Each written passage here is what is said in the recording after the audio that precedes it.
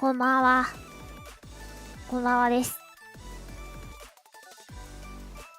寒いし、寒い。寒い。豚鍋、お腹いっぱいです。寒い。寒いよ。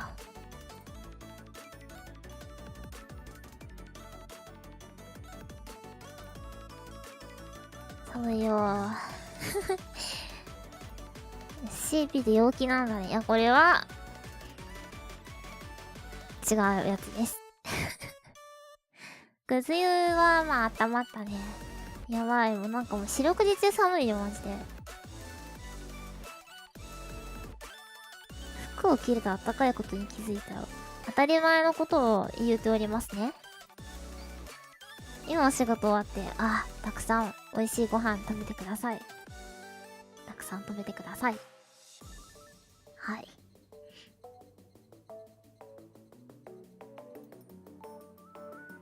そう、もうなんか次配信するとしたら、何しよっかなと思って悩んでアンケートを取ったところ SCP となりまして。そしてちょっと早めというか、始めさせていただく運びとなりました。はい。寒い。外寒い。外はもう無理でしょ。外何度なの？外何度？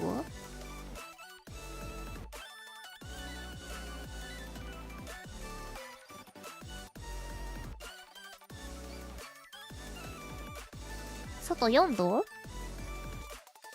5 度？は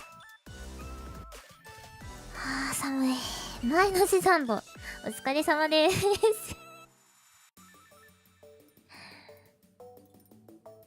2度 !2 度はやば。なんでそんな硬い言葉なの？寒いから。0度？大変だね、みんな。いや、部屋の中も寒いんだよ。防音室の中も今これ14度だわ。さっきまで見たとき 13.7 度だったらなんかちょっと上がったわ。まあ、ゲームやってるうちに少しは温まるでしょうという感じで。暖房つけてても気持ち寒い。暖房つけて電気毛布をかぶって。マイナス30度はやばい。雪降るかな？なんか、昨日今日がなんか、寒波が来てるって言ってたけど、なんだかんだ今後も普通に寒いよねっていう。おにふ、こんばんはです。今季最大ってことは、じゃあ、この後の1月とか2月も、凌駕するほどの寒さということ？じゃあ今、耐え忍んだら、生きていけるっていうこと？日が差すと暖かいのかな？でも寒いよ。寒いよ。寒い。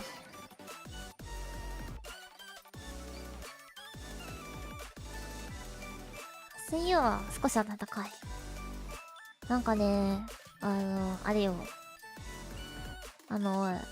小鳥を飼っているんですが、小鳥さんはね、寒さにとっても弱いので、もう何月から？もうお迎えした時からぐらいかな。もう、なんか専用のヒーターをつけてるんですが。そう。で、熱が逃げないようにこう、覆ってるんだけど、さらにケージを。その覆ってるやつを、こう、開いたら、あったかい空気が、ふわーって羨ましいなーと思って。電気代も気にせず、生きていける年中快適な家があるって、幸せだなーと思いました。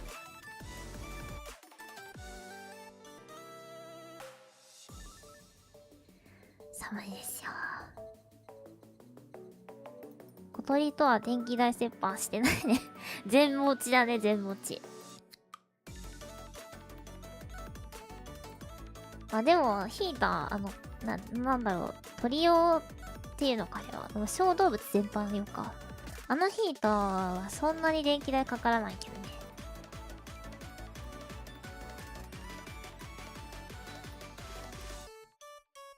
そんな感じでございます。いつぶりですか？半月ぶりぐらいかな、このゲーム。もっと前かもしれない。1ヶ月前かもしれない。やっていきましょうか。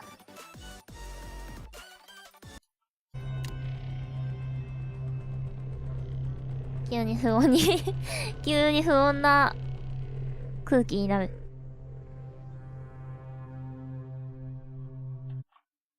ょっと待ってね。聖女さん、犬、ありがとうございます。ゆかさん、日本語喋れなくなっちゃった。メンバー25ヶ月ありがとうございます。里さんも、凍えないように気をつけてもらって。風邪ひいたはい。じゃあ、行きましょうか。コンティニューでいいかな？はい。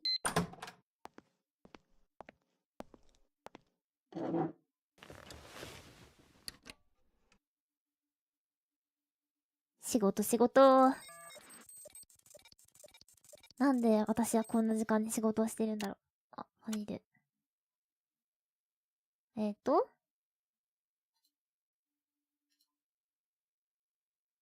ーカイブに登録。アーカイブに登録。伏せられてる。あ、これもか。はい。おー。SCP-660 はその口が不活性のアクリル樹脂円盤で覆われ、開封防止シールで密閉されている限り、標準的な鍵のついた金庫の内部に安全に収容することが可能です。SCP-660 は、レベル3クリアランス以上の職員の文書許可を受けた実験や研究のために借り出すことができます。SCP-660 の人体実験は中止されました。壺の話次。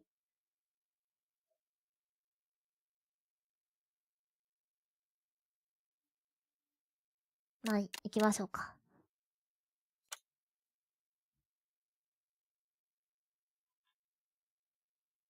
あ、まだある。はい。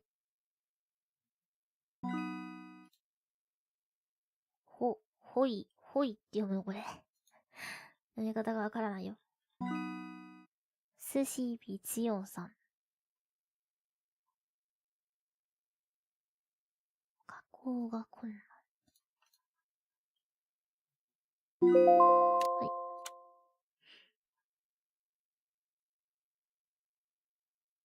い。24時間あたり10回まで。1回あたり500日本円まで。何これ。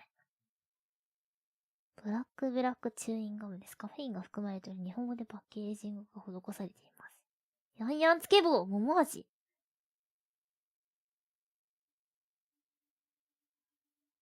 何これ。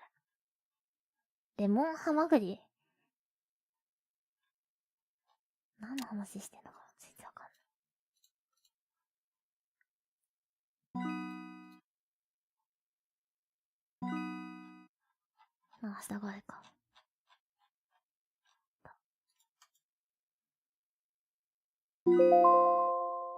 食べ物か飲み物以外は何も吐き出さないのか。最悪だ。実験はここまでにしよう。3時55分。夕方のかな？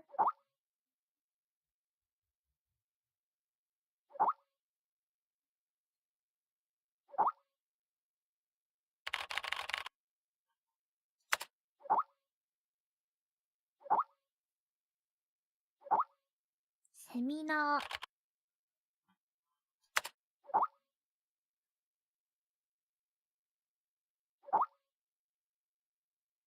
へえ。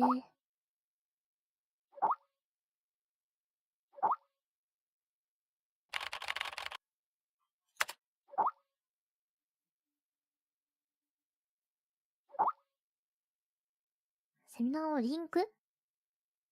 なにこれ、システム通知。あ、これか。これ？研修システムか、会議に。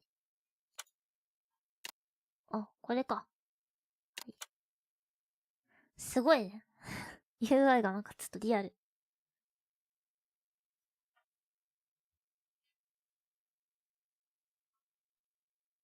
研修会議が間もなく始まります。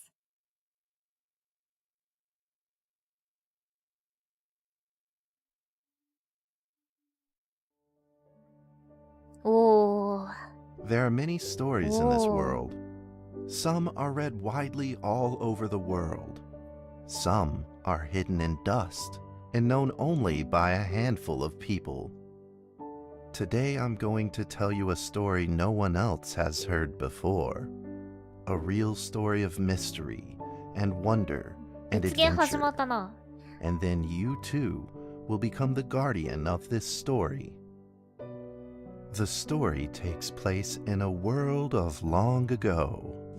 The hero of our story is a little boy. His name is Daniel.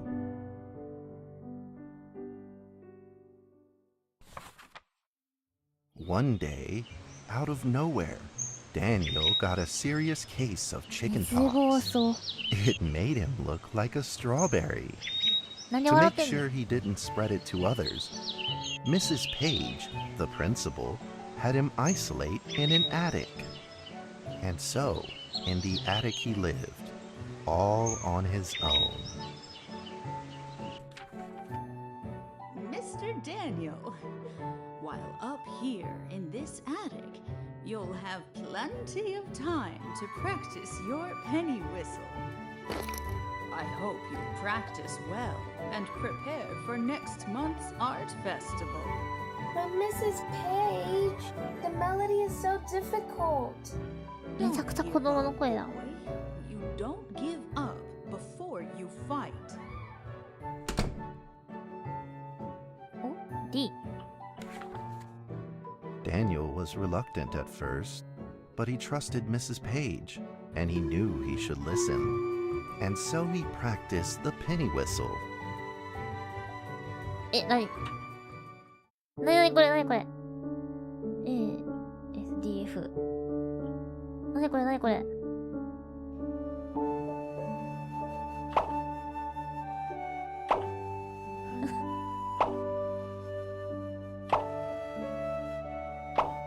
なにこれなにこれ？あ難しい。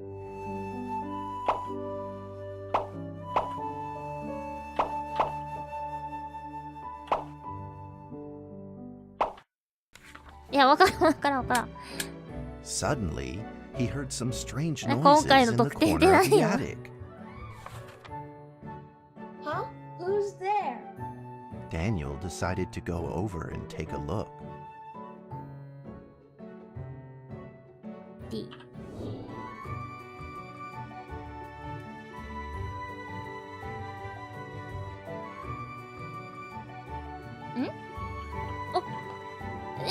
動けるんですけど。絵本の世界じゃないですか、完全に。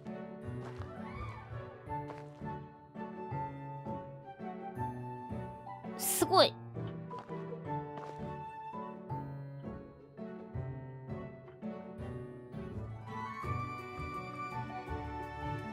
これほら絵だもんね。すごい。すごいぞ。見る。 It was a mousetrap, and there was a red origami paper dragon inside of it. Daniel carefully removed it. It was marvelous and beautiful. The only problem was part of its wing was damaged. But Daniel found a way to repair it.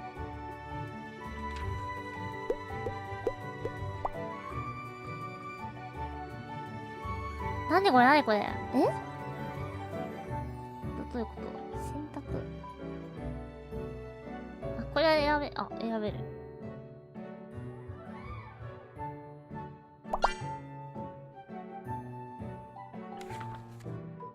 Daniel held the repaired paper dragon high up in the air, imagining that it soared over all the world below.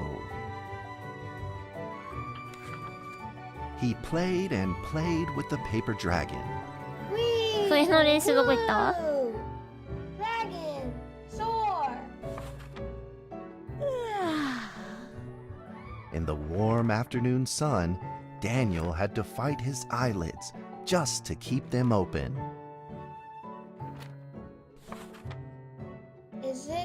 Could it be? Or is this all just a dream? The next day, with boredom and loneliness weighing him down, he began to fiddle with the old radio. おお。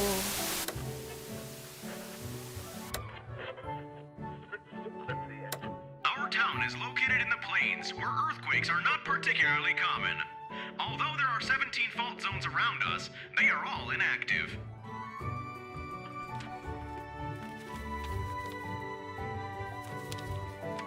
A scrunched up ball of paper rolled over to his feet. Where did this paper ball come from? Just as Daniel went to pick it up, the ball suddenly came to life, and it rolled away. Daniel chased after it.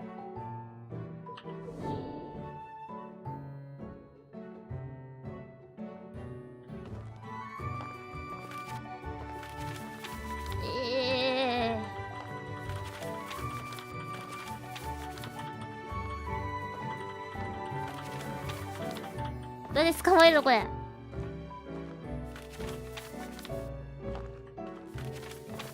わっ。 Just as he was about to seize the rolling paper ball, suddenly, terrible sparks erupted from it. 流れ変わ Before って his る。 very eyes, the paper ball began to grow, bigger and bigger. At that moment, a red figure suddenly Oh. appeared. The red figure quickly subdued the paper ball and threw it into a Yes. cardboard box. Daniel studied the red figure carefully. It had a sticker on its fluttering wing. It was the paper dragon. I wasn't dreaming. Thank you for saving me. Daniel was grateful and very happy. He walked closer to the paper dragon, but the paper dragon seemed timid and afraid and backed away. Just then, Daniel had an idea. はい。 He took out his penny whistle and slowly played a tune. なるほど。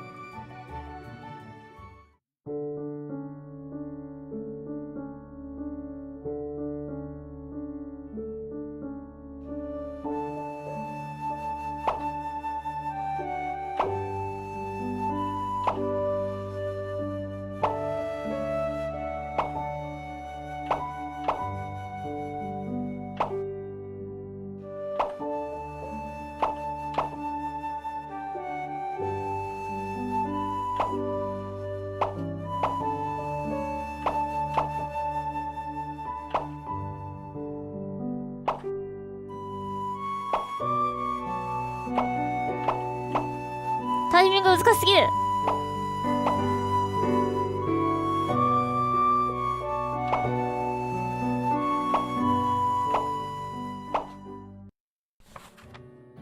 絶対関係ないんだよ。最初はちょっと合ってるかなって感じなんだけど。 It と began 思 to って。 move along with the rhythm, flipping up and down in the air. Soon the two were playing and dancing, just like old friends.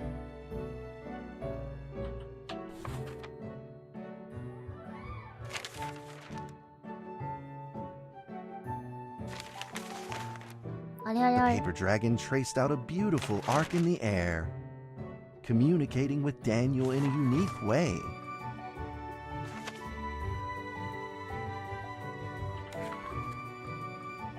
My cherished friend. 声かつ。 Long years, we finally meet again. Tell me, how has your family been? A great thank you for playing that music for me. You know how I love the beautiful rhythm of that instrument. But we ought to take precautions, as the room is not stable. Do you still remember how the room works? You're welcome to visit anytime. The piece of paper then changed back into the shape of a paper dragon and flew into the cardboard そうやっ box. てコミュニケー The ション取る box やつ。 closed shut, and a calm silence was restored to the attic. Daniel rushed to find a watercolor pen and marked the box with excitement in his fingertips. Here B ドラゴン。 Over the next few days, the paper dragon came out often to play with Daniel. During this time, Daniel introduced many of his friends to the paper dragon.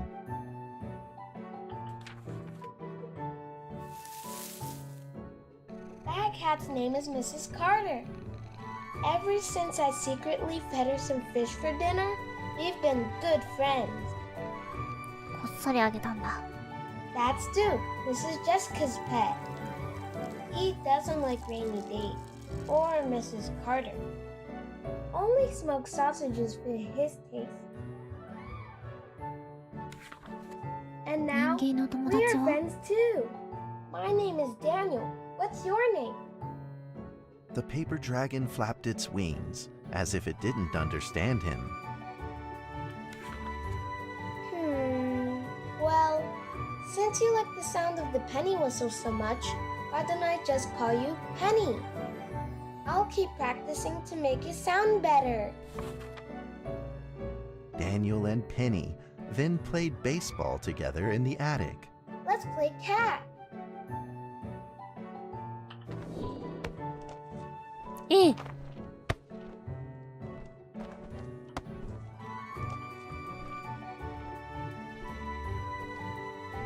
持ってくの早っ。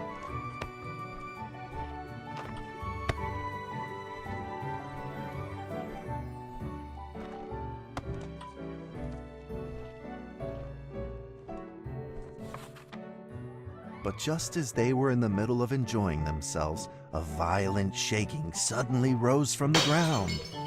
うわ。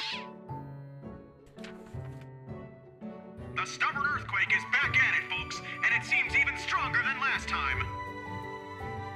At this moment, the box suddenly shot open, and thick clouds of smoke billowed out, followed by several paper balls.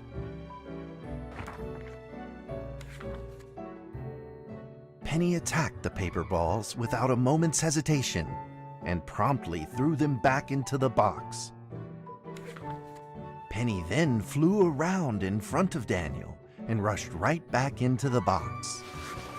As the box closed, the earthquake stopped.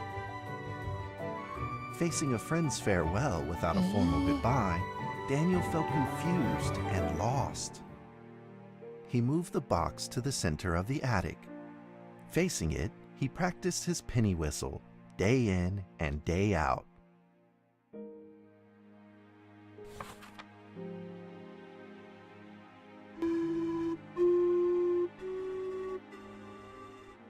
As the days went by, Daniel's playing became smoother.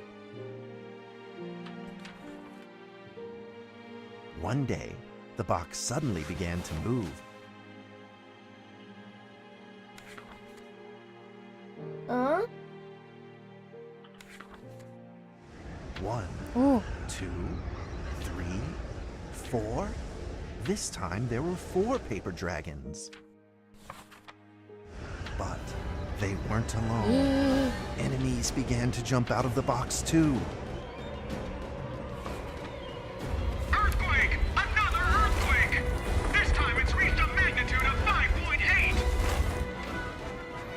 small attic, the 4 paper dragons fought fiercely against the paper balls. This time, the paper balls used new tactics. They clumped together into a single monstrous ball of paper. It began to shoot strong bursts of electric sparks at the paper dragons as they flew through the air. As they were hit, the paper dragons fell from the air, one after the other. Seeing the injured paper dragons, Daniel felt very distressed and anxious. Just then, one of the paper dragons painfully started to fly and gathered the remainder of its power. The paper dragon transformed into a great beam of light and dove straight down to pierce through the monstrous paper ball. And then came another paper dragon. The monstrous paper ball was blasted to bits, exploding into smaller paper balls. Trembling, they struggled to escape back into the box. The sacrificed paper dragons were reduced to swirling shreds of paper, and a silence pervaded. Peace and tranquility were restored once again to the attic. Daniel saw the remaining 2 paper dragons lying on the floor, badly wounded. He rushed to grab some stickers and treated them at once. Oh.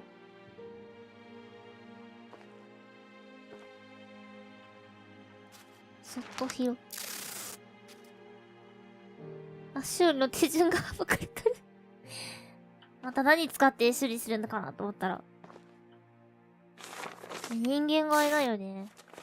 あ、こんばんはですよ。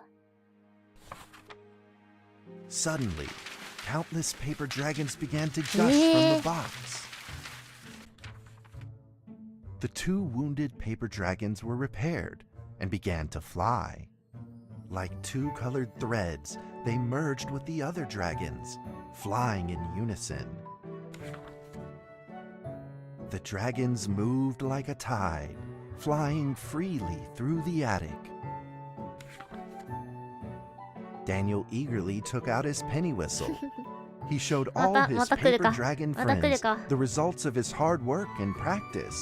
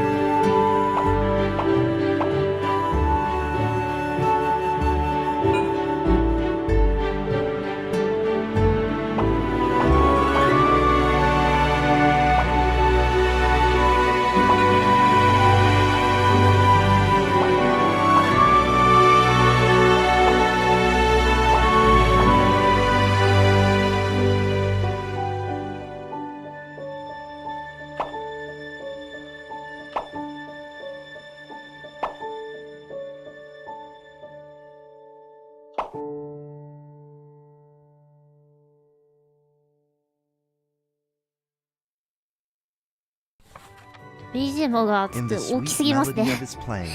Daniel felt himself enter into the world of dragons.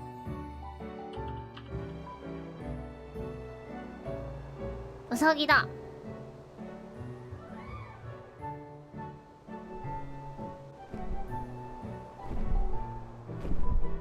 え、あれは本物では。 。 。 。 。 。 。 「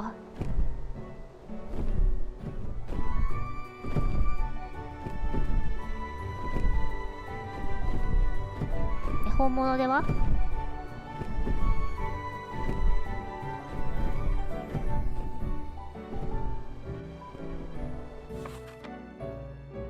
The paper dragons merged into a long letter and floated down towards Daniel to tell their story. After the last war, the fantasy world enjoyed a long spell of peace 声が and 強くすぎ stability. 声がボスすぎる Now, the giants have returned. They have launched ferocious attacks, trying to invade your world through the room. We are prepared to launch the final defense. Then we will have to destroy your room, for it is the last remaining entryway into your world. Please believe this farewell will only be temporary. We will not be apart forever, and we will never forget our eternal mission of protecting you. At that moment, the paper dragons flew back into the box. Daniel still couldn't fully understand what the paper dragons had meant, but he had a vague feeling in his heart that he may never see his new friends again. A few days later, Daniel's chickenpox had fully recovered. He could now play the penny whistle very, very well. But the paper dragons never returned.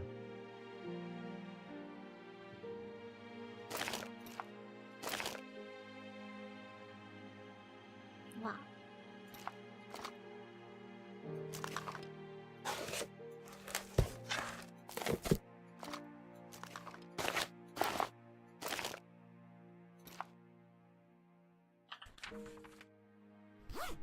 Maybe it was time to leave and move on.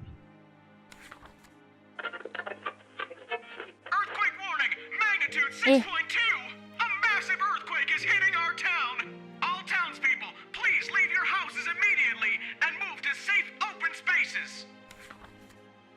Just then, countless paper dragons shot from the cardboard box. However, it seemed like they were under attack, spinning and falling through the air in confusion. What's happening? Daniel quickly grabbed the stickers out from his bag and did his best to heal the injured paper dragons.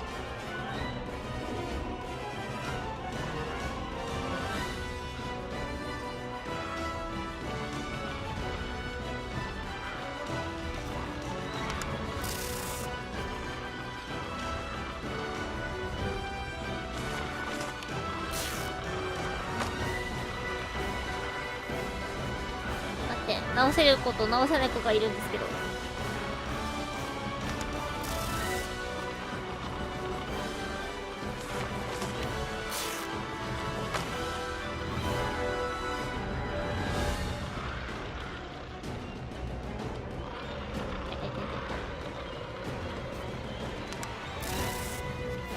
トリアージはやばい。トリアージはやばい。わわわわわわわわわわわわわわわ。 But the paper balls swarmed together and pushed Daniel away, subduing him firmly in the corner. He couldn't move. Suddenly, ominous clouds rose from the box, and a violent lightning flashed through the room. The figure of a giant slowly emerged from the thick clouds, and the entire attic became overwhelmed with its evil aura. The earthquake is growing stronger! Now the magnitude... やばいやばいやばいやばい。 Heaven almighty! Are we doomed? The giant unleashed its power maniacally. The paper dragons struggled against it, with no means of fighting back. At this critical moment, two paper dragons shined brilliantly. Together, they heroically crashed their bodies into the giant. Daniel thought the giant had been defeated by the paper dragons, but soon he found that things would probably not be so simple. The giant's figure could still be seen in the thick smoke, looking evil and terrible. The attacks of the paper dragons had had no effect, and the giant had only grown stronger. It fought back with a new ferocity. The paper dragons were simply no match for it. The earthquake is going stronger still! え The greatest disaster this town has seen in over 100 years! My heavens! Will this nightmare ever end? With the paper dragons now all but defeated, Daniel spotted a frail figure in the distance. It was Penny. It flew gently in front of Daniel and affectionately rubbed its head against his fingers, as if this whole crisis had never happened. Daniel felt like Penny was trying to tell him something, but he didn't quite understand what. Penny then left Daniel and soared into the air with a determination in its wings. Suddenly, the other paper dragons seemed to be summoned. They flew through the air, all together in unison, responding to the call without an ounce of hesitation. At that moment, Penny turned into a great red beam and rushed fast towards the giant. The other dragons followed, shining together like a shooting star. At that moment, Daniel seemed to see a real dragon flying. No!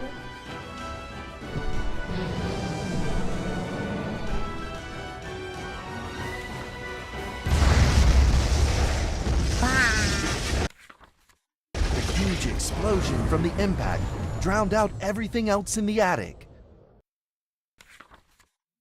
The attic rained down with countless pieces of paper, the leftover scraps of the paper dragons. Daniel wanted to collect all of the pieces. He thought he could still fix them.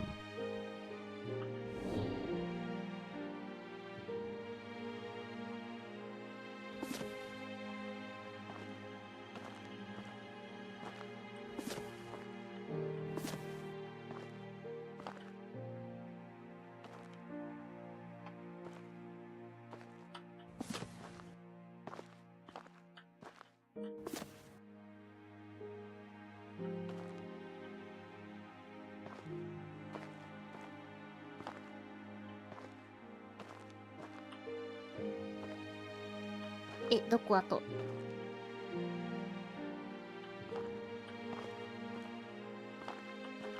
あった。あ、つなぎ合わせる。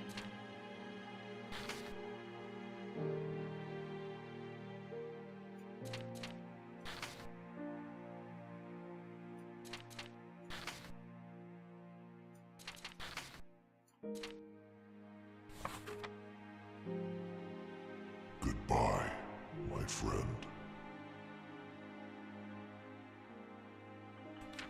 切ない。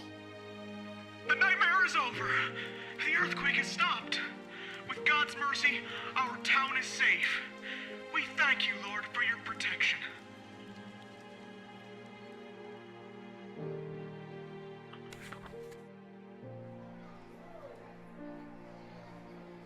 A few days later, the art festival was held as scheduled. Daniel attended the show with his penny whistle. これ最後の演奏が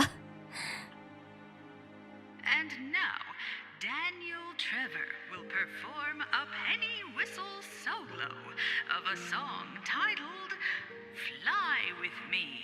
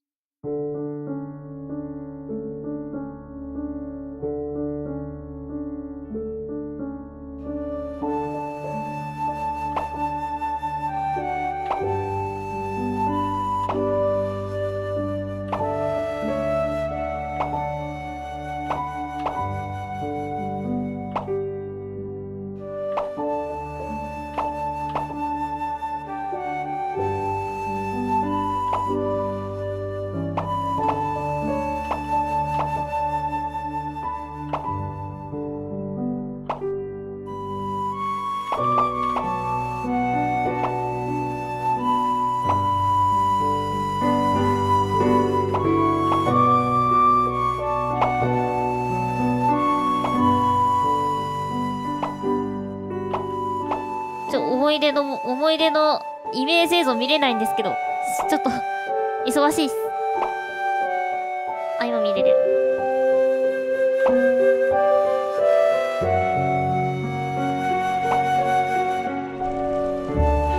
おー！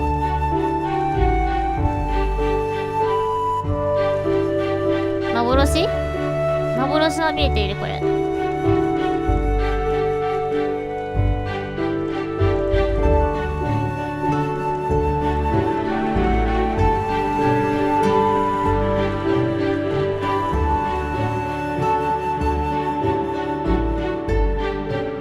And that's how the story ends.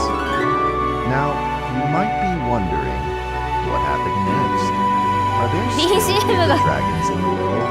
強すぎて声が聞こえな That's い。 a difficult question to answer.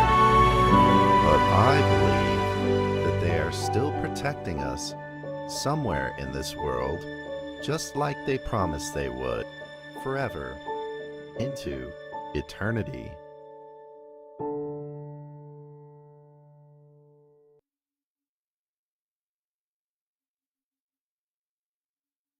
リンクが切れています。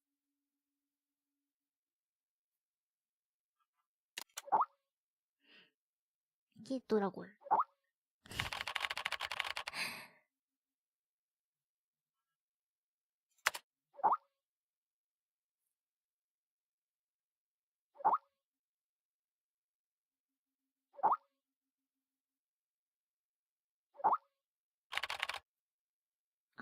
紙箱。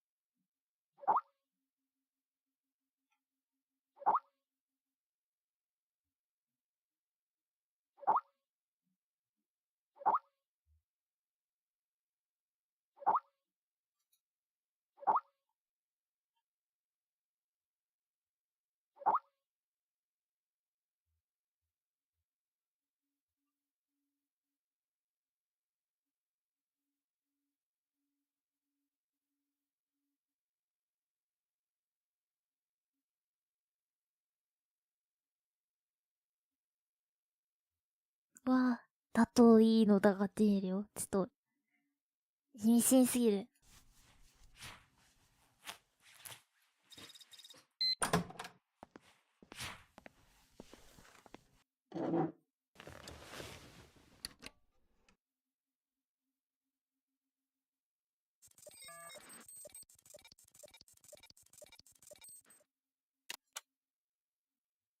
はい。開こうか。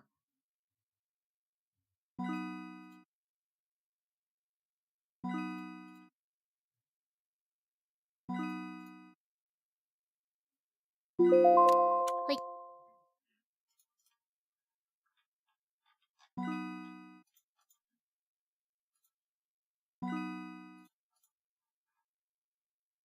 はい。これ全部読んだ方がいいかな？読んだ方がいいんだろうか。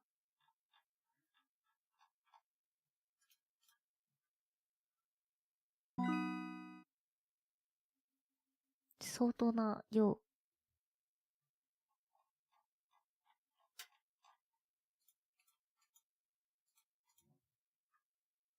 アーカイブで見れるのか。そうか、そうか。詳しく見たい人は、って感じですね。はい。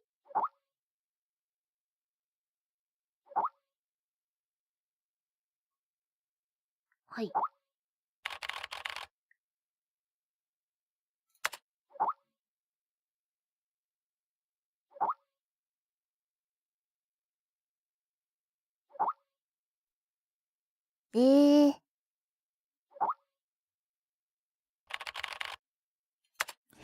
余裕ですよ、ボスはやばすぎる。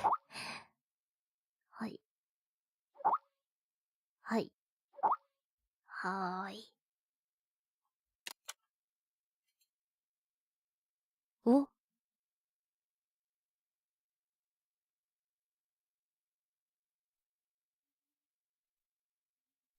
なになに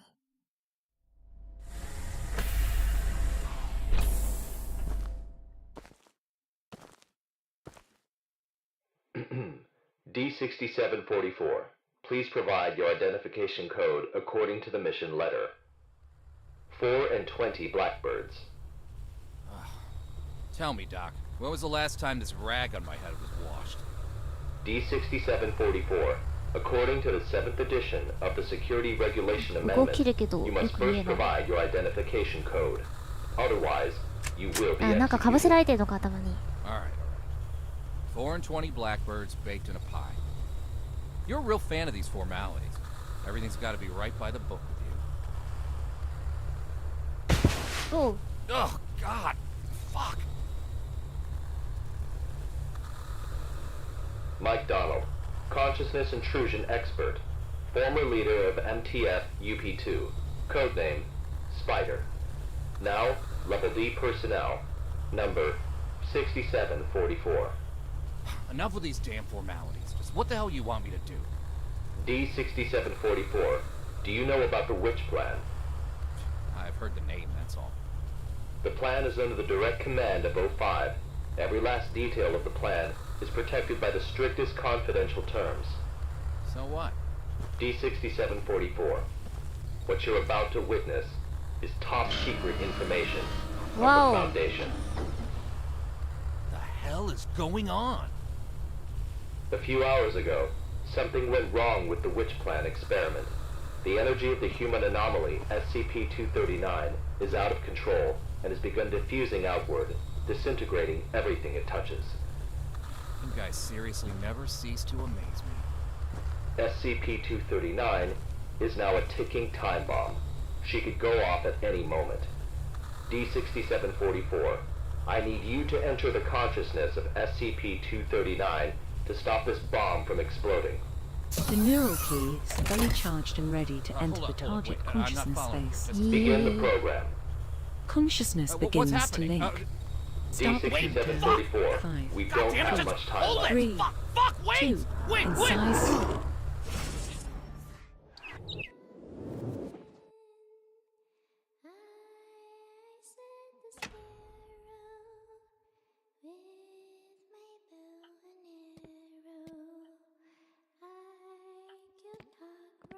動けるよ。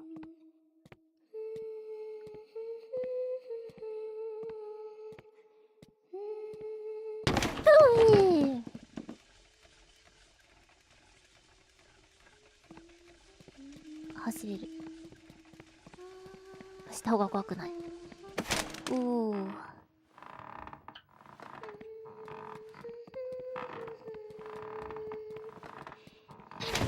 おー。 D6744, can you hear me? Son of a bitch! Fuck you! The situation is urgent. If you were still the way you used to be, you would have done the same. Hello there? え、 Hey, wait! D6744, what did you see? A little girl, but she ran away when she saw me. That little girl is 結構開けられます。 SCP-239.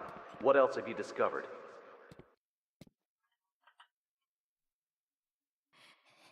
Sorry. I'm sorry. Help me. The girl's consciousness is severely damaged. That probably explains her total loss of energy control. Then how should we proceed?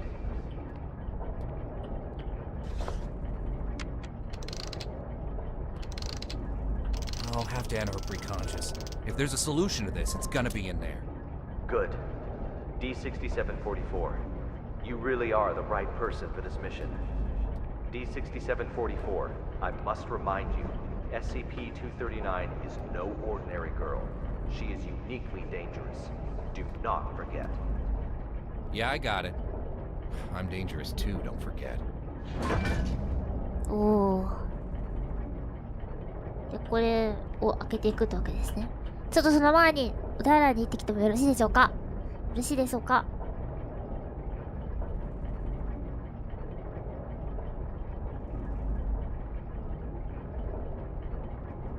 はい。では、ちょっと行ってきます。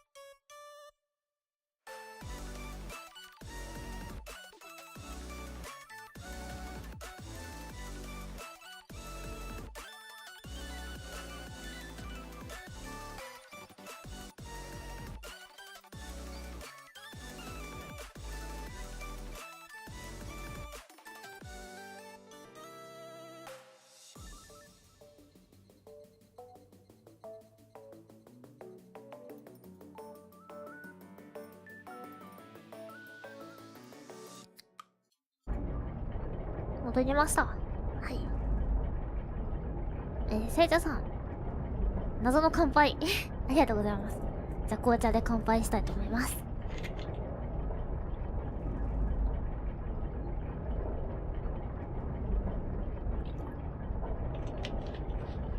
わ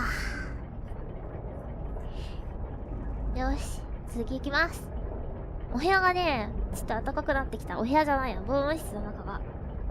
防音室出たらめっちゃ寒かった。激寒だった。防音室の中はちなみに今 17.8 度あります。飲み干したそうか。早いね。じゃあ行ってきましょう。おお、急に暗くなる。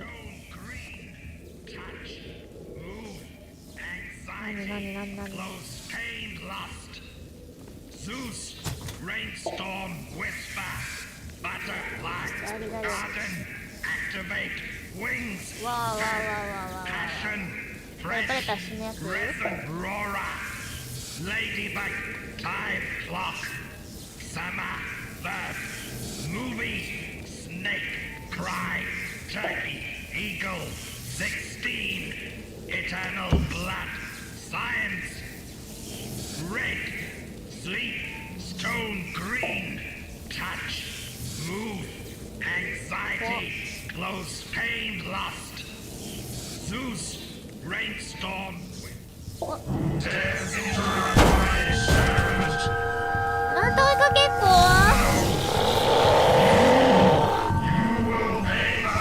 動かせない動かせない。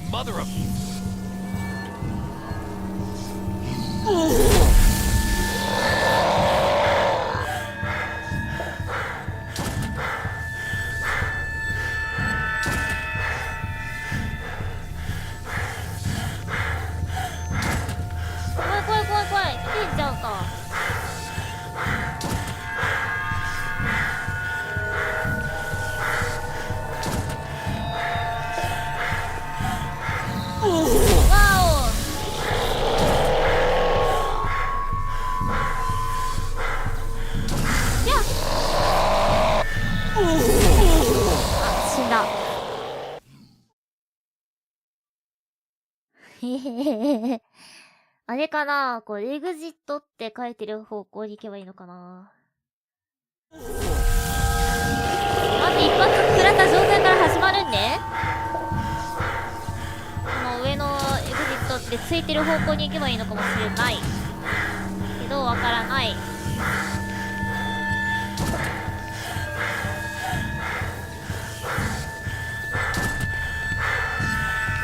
めっちゃ張り付いてきてるやん。え、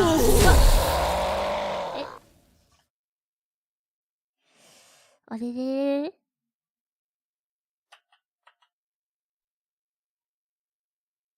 おしっぱダメってこと？でもおしっぱじゃないと逃げきれないよね。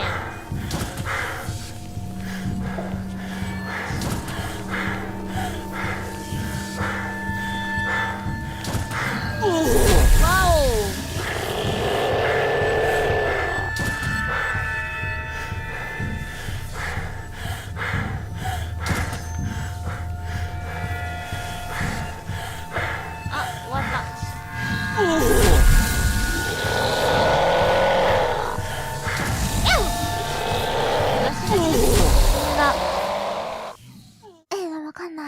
怖い。あ、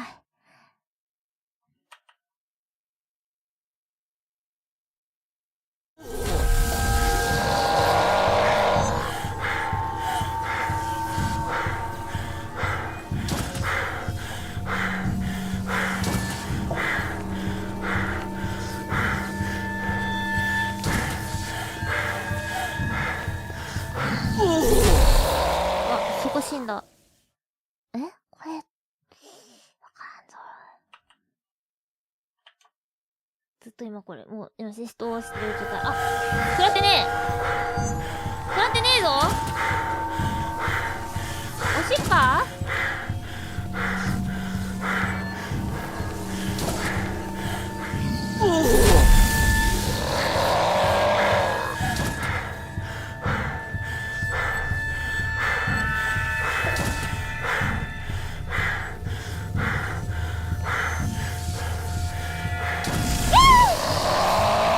な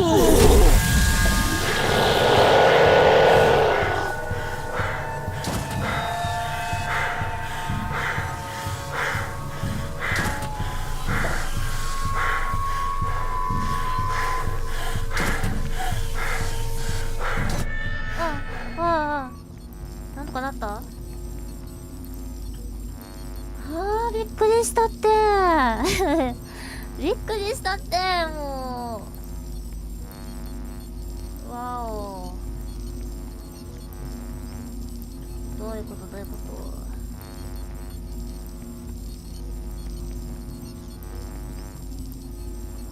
と？アイテムを戻してある。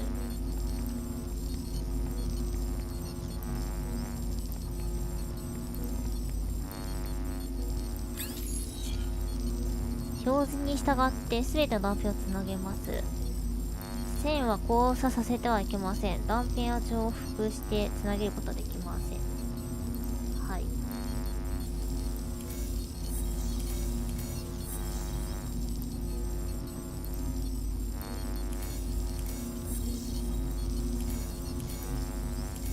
あ、こういうこと？はい。I'm Dr. Pierce. We are now conducting ability control test number 125 of SCP-239. Okay, let us begin. First, set voltage strength to 30 kilovolts. Power on. 3万ボルトって何？ SCP-239. Move the target object to the designated location.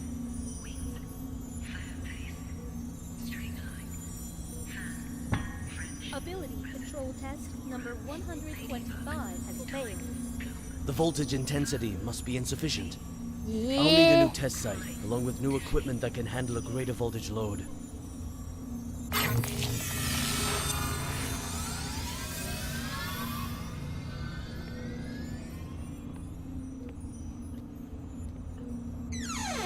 Wow.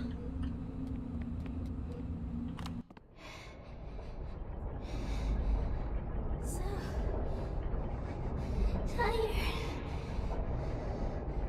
Sleep. Let me sleep. Just a while.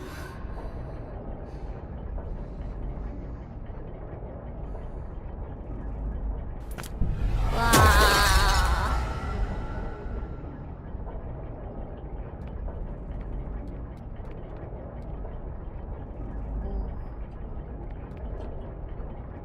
これやっていけっていうことね。追いかけっこやだよ。 calling D6744. Do you copy? Copy. The energy of SCP-239 is still diffusing outward. What's your situation? Situation's more complicated than I thought. I'm gonna need more time. Be quick about it. I got it. Quit rushing me.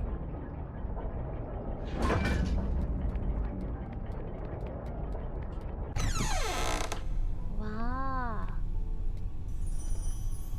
Have you heard? Heard what? O5 is displeased with the slow progress of Dr. Pierce's experiments. They've appointed a new director to take over the project. You sure it's not just a rumor? Today's morning session was chaired by Dr. Pierce. It's true. Trust me. If I'm being honest, I don't really like Dr. Pierce. Something about him, you know, just gives me the creeps. He's coming. Stop.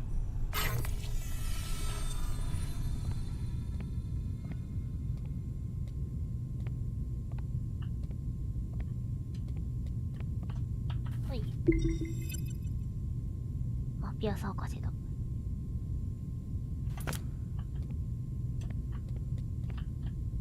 特にないかな。ないね。わあ。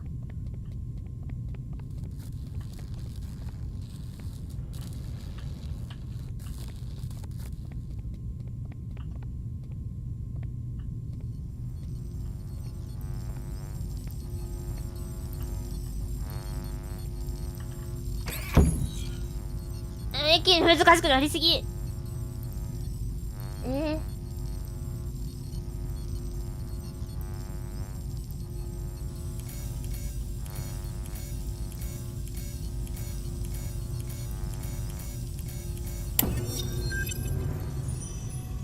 How are the preparations for the experiment coming along?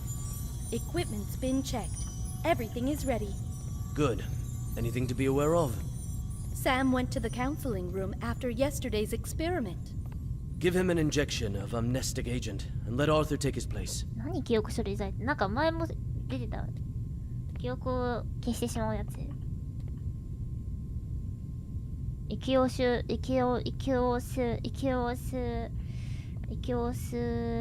なんだっけ忘れちゃった。息を吸なんちゃら。うわ、なんか悪そうな顔してるわ。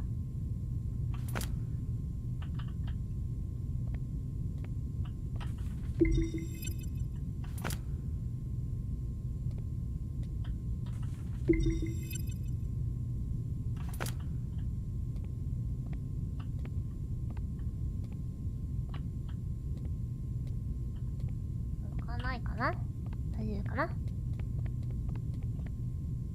おじさんってなるよね。はい。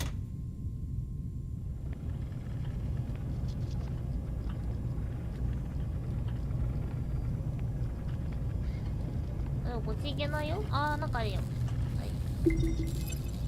3万か25万ぶりと何それ。やばいって。どうやって進まれん。なんかあれよ。スイッチを入れる。Try again. Set voltage strength to 250 kilovolts. Dr. Pierce, the heart rate of SCP-239 has now exceeded 160. Her physiological indicators are quickly approaching their limit. Perhaps we should consider pausing for a while. Continue. Pressurize. Set to 250 kilovolts. Go. Now. SCP-239. Pay close attention to my instructions. Crush that car in front of you. Whoa.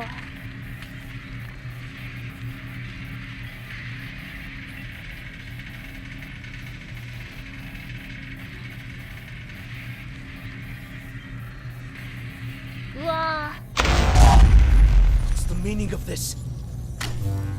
Sean Pierce. Violet?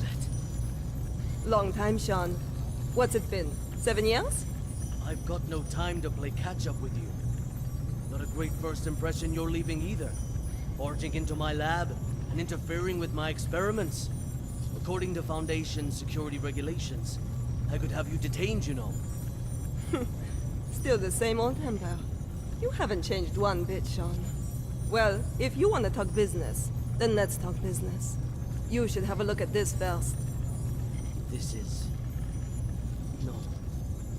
No. This is O5's mandate. Effective immediately. Which plan and all SCP-239 experiments will be led by me. No, that's... No! This is a mistake! It's not possible! Don't take it personal, Sean. The simple fact is that the development of SCP-239 is moving too slow. They want a more ambitious approach. A new process, if you will. A new process? What new process? Just what do you know about process? Please, Violet, enlighten me. Sean, let us end our bickering with this. Victory comes to those who fight, and to those who last.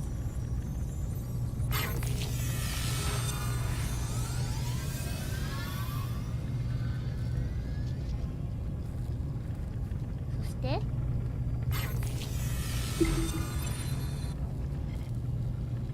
事例ね。事例がありました。で、なんか押すのかいまた。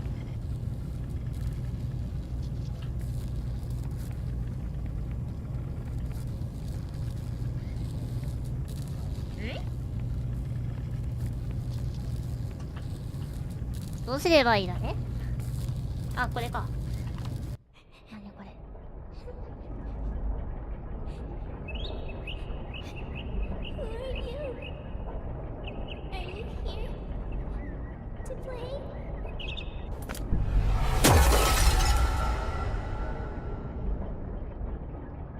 追いかけっこはなかっ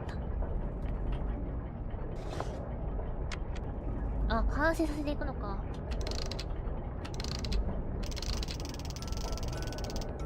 Bird's Nest, do you copy? Copy, loud and clear. Just what exactly is Witch Plan? That's not your concern. Focus on the mission at hand.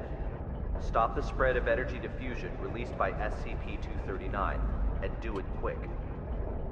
最後の扉かな。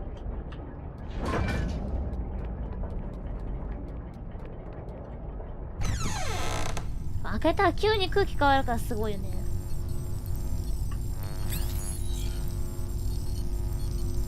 はいはい。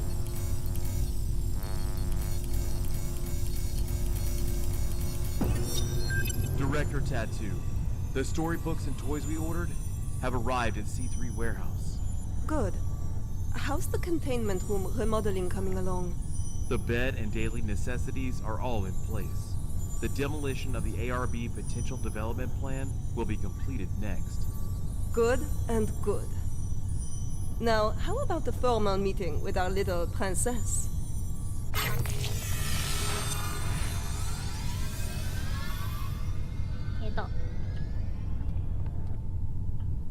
こっちか。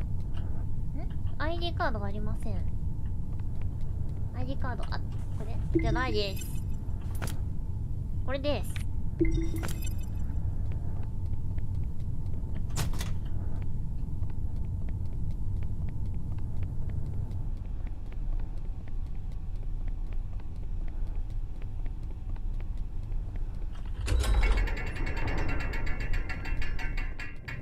あ。Hello there. Hello there, Jack. Hold on a second. I'm not gonna hurt you. God damn it. Monsters.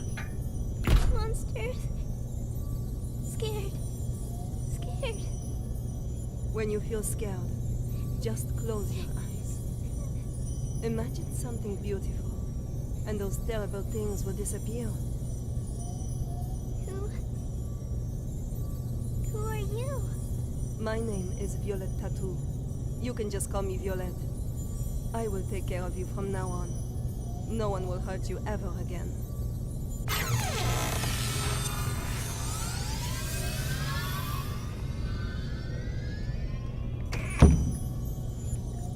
Alright, that's it for today's bedtime story. Hi. We'll have a little test tomorrow. You need your rest. Afraid. Sleep. Nightmares.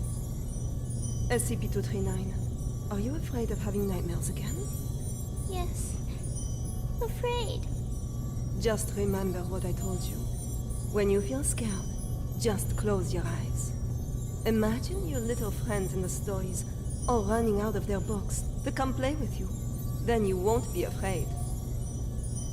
Get some sleep now. Remember to imagine those beautiful images. Close eyes. Imagine. Imagine. Beautiful images.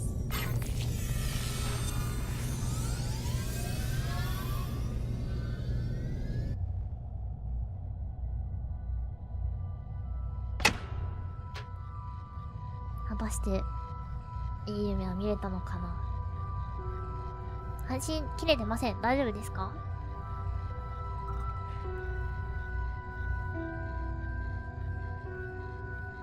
大丈夫ですか？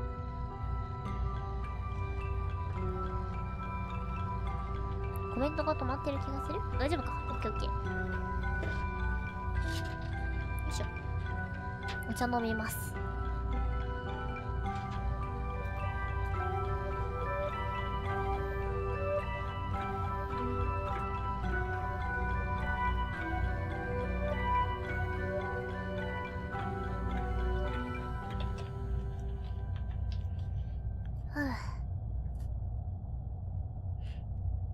続きやっていきますか。な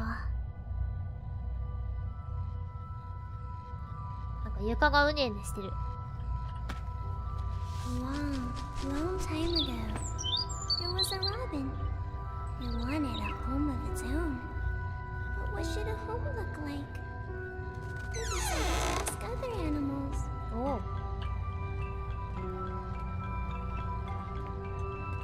走ってもスピードは一緒。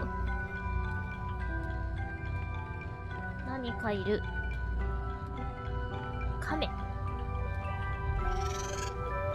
え。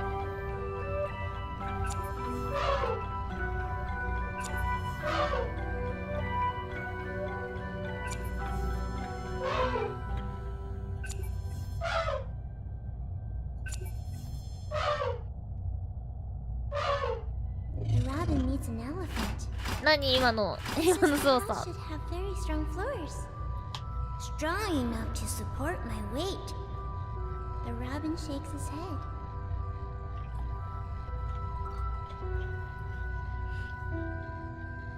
よいしょ。カメ。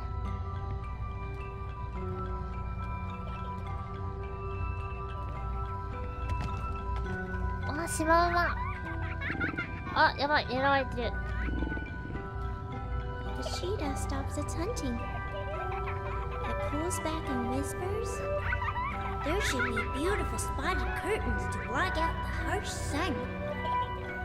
The robin shakes its head again. The giraffe speak from way up high. The house should have a high roof, and plates should hang from the ceiling. The robin flaps its wings and flies away. それある。お、カバ。動物園じゃん。 The hippos let out a loud yawn. House should be built in a pool, so we can bathe anytime or sleep anytime. The robin shakes off the water droplets and flies away. 鳥さんだ。めっちゃ可愛いこのイラスト。可愛い。可愛い。飛行制御。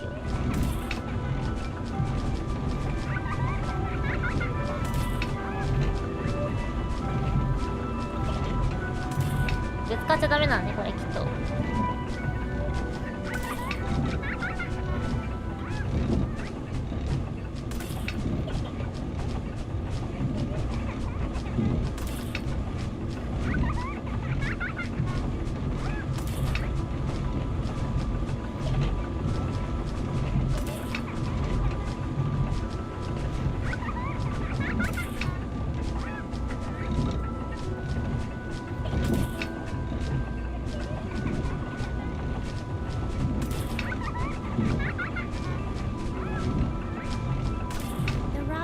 To a small hill where the lion's family lives.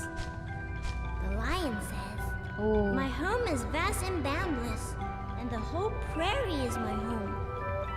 The robin shakes its head and flies away. It flies and flies, and finally it lands on the back of a rhinoceros. The rhinoceros says, Everyone travels with all sorts of strange questions inside, but after traveling far and long enough, the answer that everyone finds is that the truth is not far, for it lays within our very hearts. Robin, what kind of home do you want? The robin says, the home I want is... No. SCP-239, what are you doing? What's going on here? What's happening? SCP-239, we have to work and rest according to plan. But Alex, clear up the mess. At once, Director. SCP-239, this is all for your own good. You must be obedient and complete tomorrow's test. After that, I'll give you a gift. A gift? All right. Back to sleep now, SCP-239. Ah,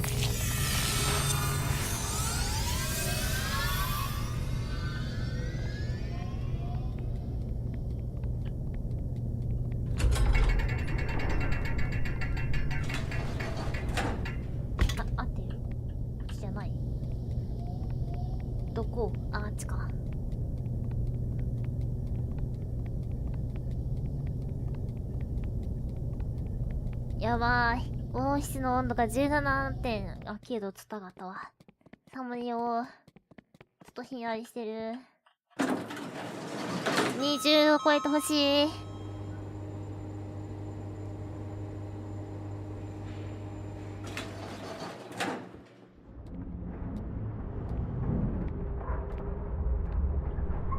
本当にさ、このところの寒さが一番最強なの？この冬。本当に信じていいの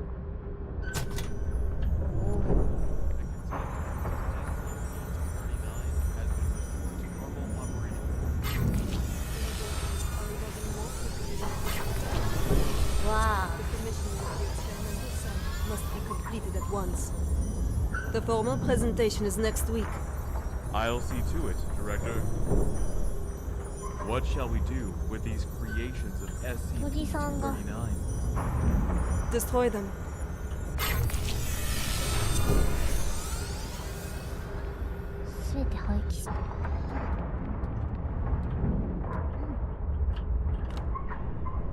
A gift for me. Happy. Wow.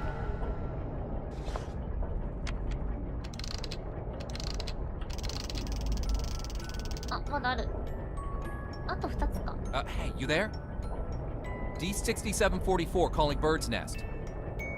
D6744 calling Bird's Nest. What the hell are these guys up to?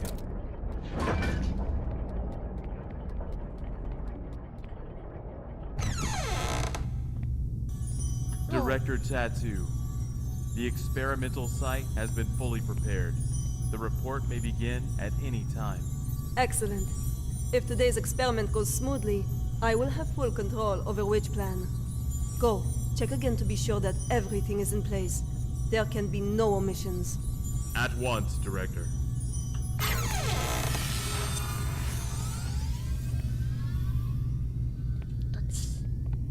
Violet, hey! Violet! Violet! I've got to have a word with you. Just one quick moment.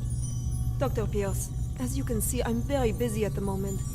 We'll be presenting Witch Plan's progress to the O5 Council shortly. Right, yes, that's just it. Listen, SCP-239's abilities are greater than you could ever imagine. She is infinitely more powerful now than when she was born. Your experimental procedures lack the proper controls. Any mistake, no matter how minuscule, could have irreversible consequences. Dr. Pierce, let us not forget that it was your previous missteps that caused us to miss the ideal incubation period for SCP-239.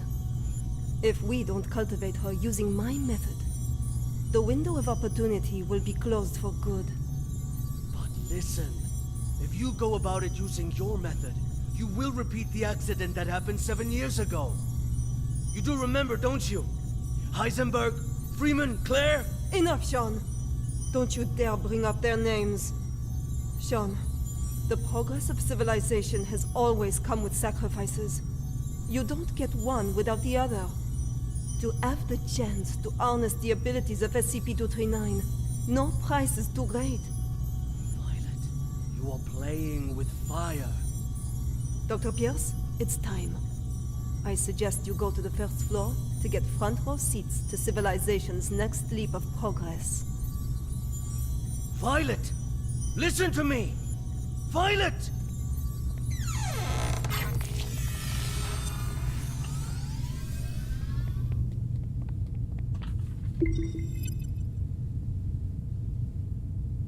Mizuを愛に変えれてるぞ。命も蘇生させてる。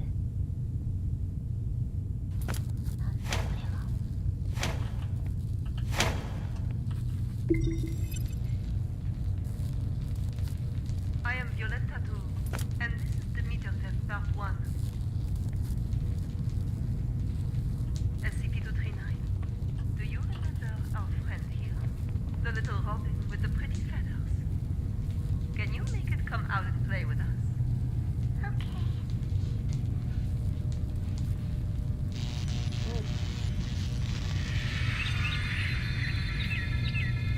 Whoa. Good, SCP-239. Very well done. Alright, let's continue with part 2. Now we need to give the robin a home. A home? Yes, a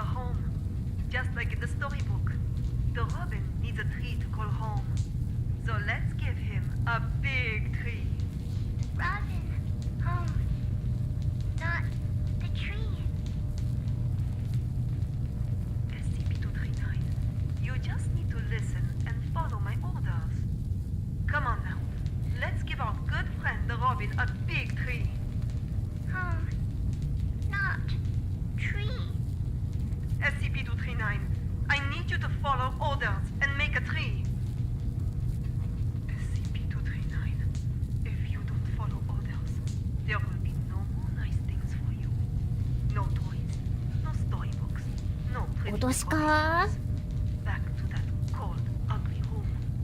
You don't want that, do you? No. No. Then make the goddamn tree for me. Everyone, no need to panic. This is all standard. SCP-239 will have a slight effect on the current when using her abilities. It's perfectly normal.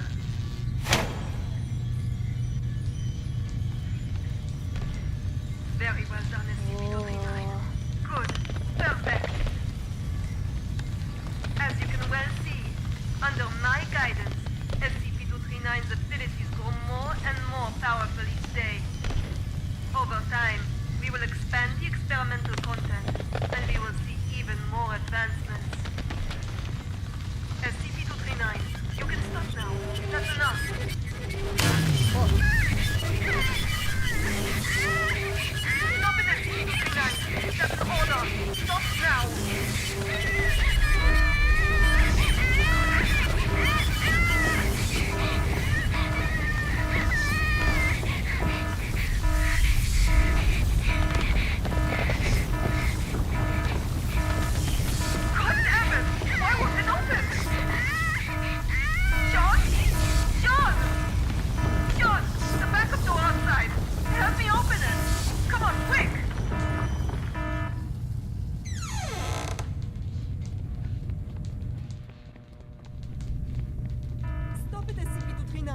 That's an order. Stop now.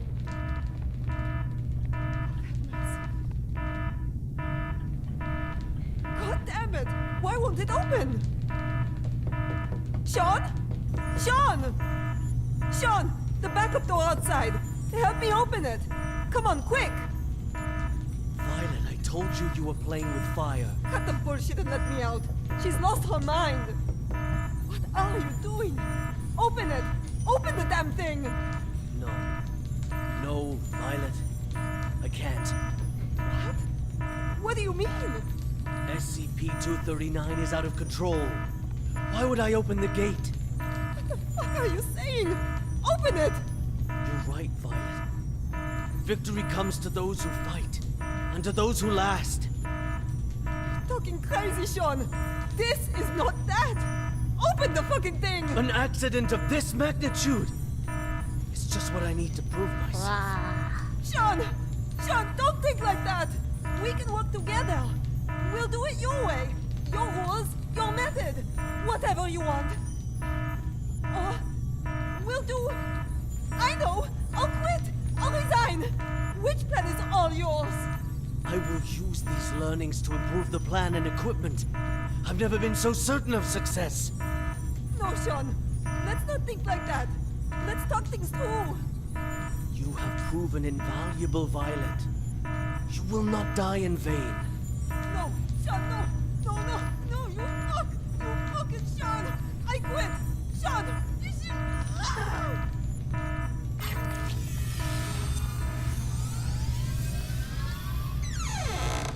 Wow. Sorry. I'm sorry. 力が抑えれなくなったんだね。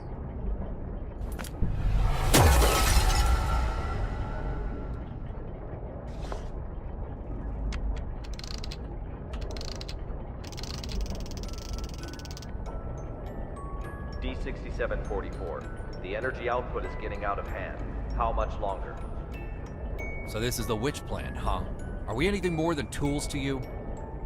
It's not about that. This is about saving the world. Either you fix this, or we're all screwed.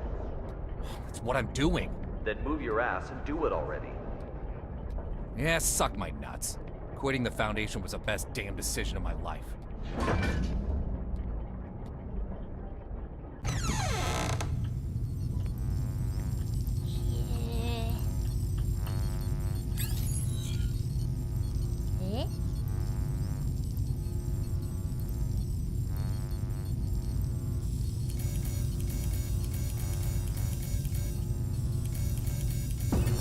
I now present to you the ARB Potential Development Device 2.0.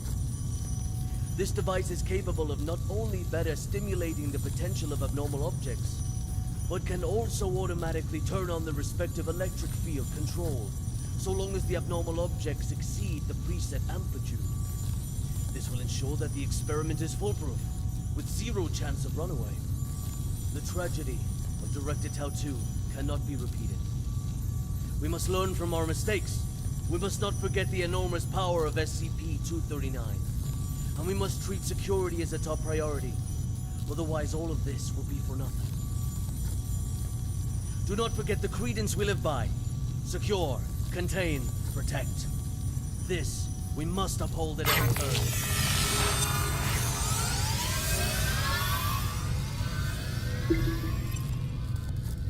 お、賛成してる。賛成。賛成。賛成。全員賛成だ。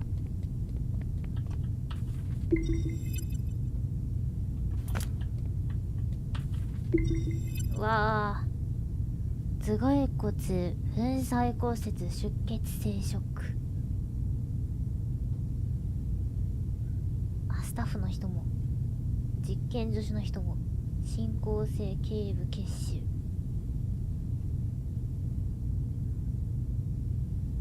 わあ。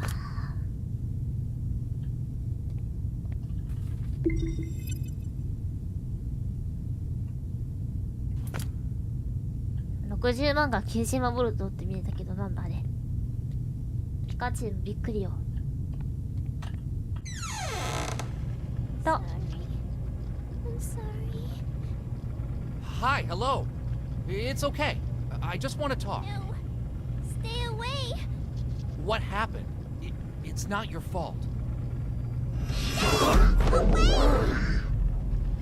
Oh, shit. You will all die. Die. You will all die.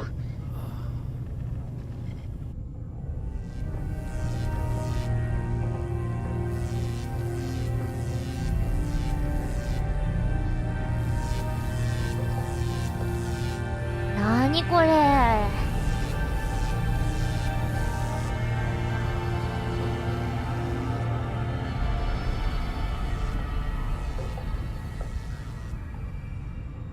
I am Dr. Sean Pierce. December 25th, 7年前か。 1630 hours. This is the first experiment of ARP Plan 2.0. SCP-239. We will repeat the previous tests first. Experiment 1. Strength test. Pass rate of 95%. Voltage strength 600 kilovolts. Power on. SCP-239. Crush the car in front of you. うわあ。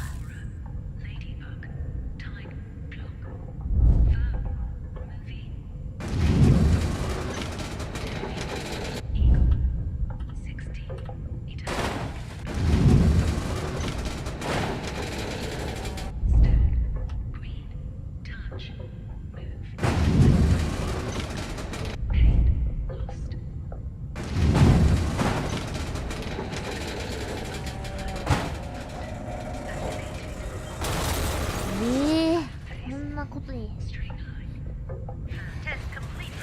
質量がめちゃくちゃだぜ。Experiment 2. Control test. Pass rate of 87%. Voltage strength 700 kilovolts. Power on. SCP-239. Put the fragments on the ground back together.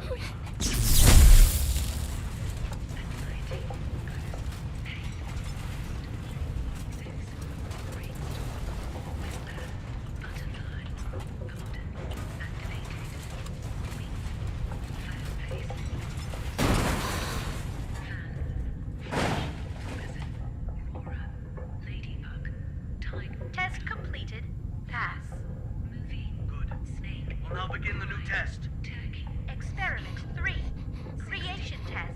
怖い Pass 怖い rate 怖い。 indeterminate. Voltage strength 800 kilovolts. Power on. SCP-239. Reassemble this junk into a truck. A real operational レベル高すぎ。 truck, not some fancy replica.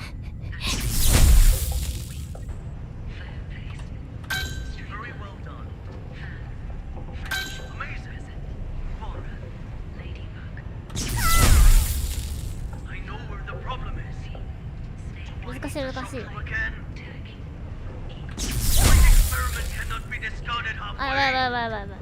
Make it quickly, just like what you did before. Don't relax yet. We are getting very 難しすぎる。そんな無理。耳鳴りがやばい。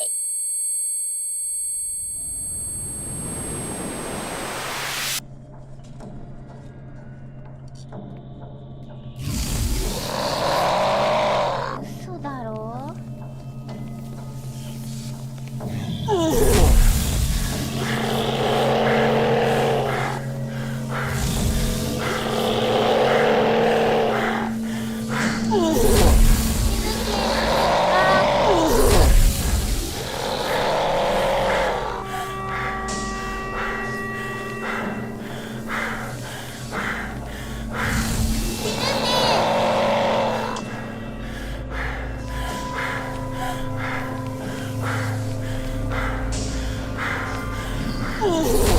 死んだって。どうしたらいいのこれ。クマのあるところなのかなと思ったけど、なんかいろいろ違うクマも出てきたぞ。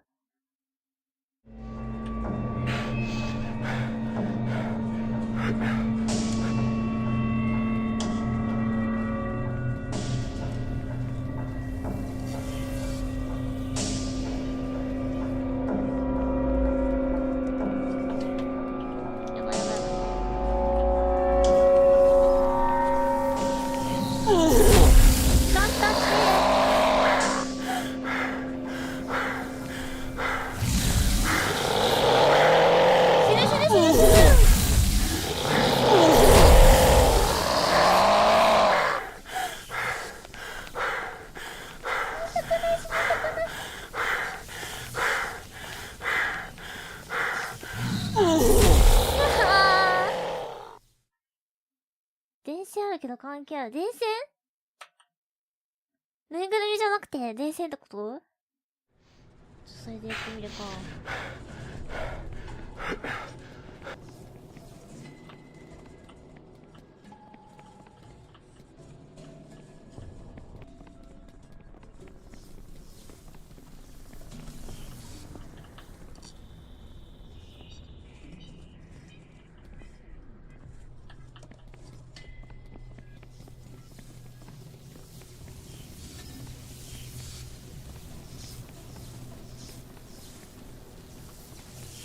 来てるじゃん。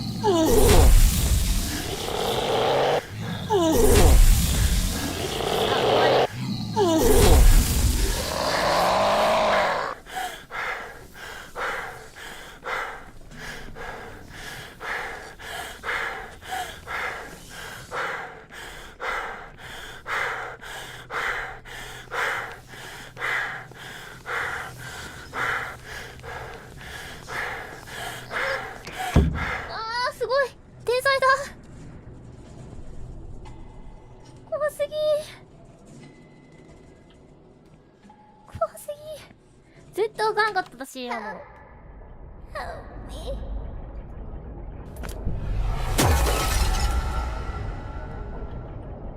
のゲーム怖いし難しいし。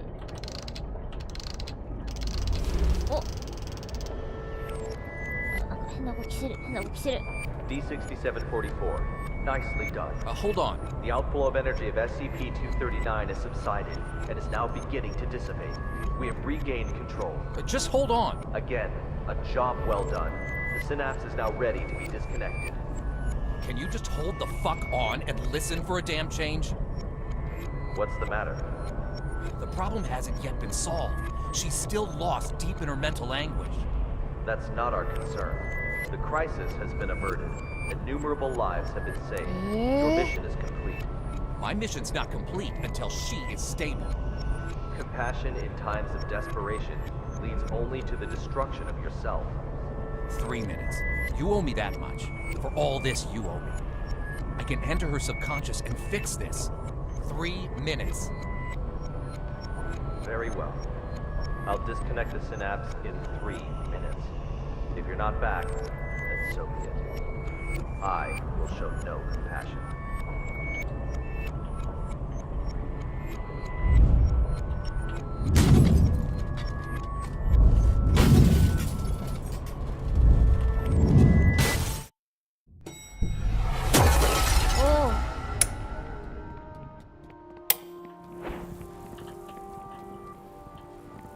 何これ。 Team Honey Badger has entered the value anomaly area. Now quickly approaching. Good. Proceed. The amniotic fluid has broken. Send to delivery room 2.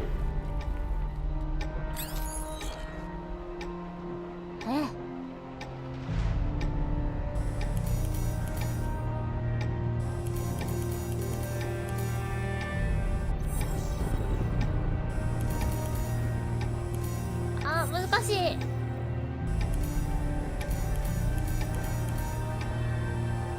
あ。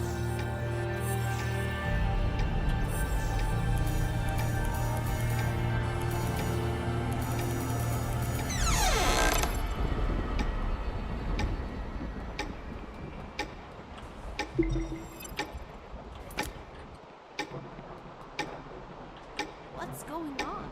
The needles on these readers are all over the place. I don't know, but my watch has stopped working too.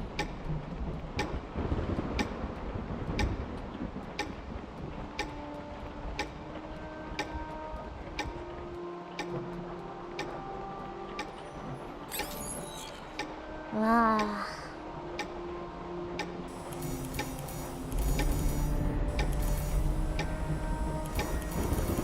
Maternal dystocia, profuse bleeding. Send to operating room now.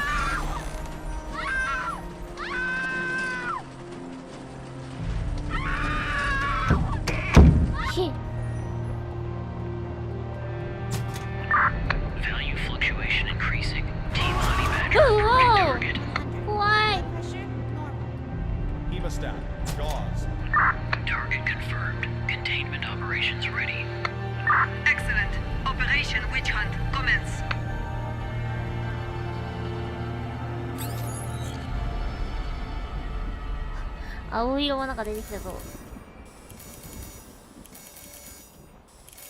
Congratulations, a lovely princess with beautiful blue eyes. You thought of a good name for her? She is my little angel.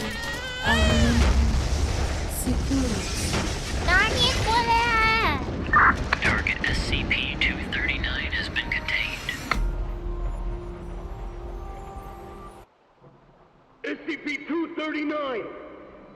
SCP-239! SCP-239. SCP-239. SCP-239! That's an order! SCP-239. That's an order. SCP-239! Do as I say! SCP-239. Do as I say. Come on! Do it! Come on, do it. SCP-239! SCP-239! SCP-239! Don't blame yourself. None of this is your fault. Maybe you weren't meant for this world. Close eyes. Imagine. Beautiful images.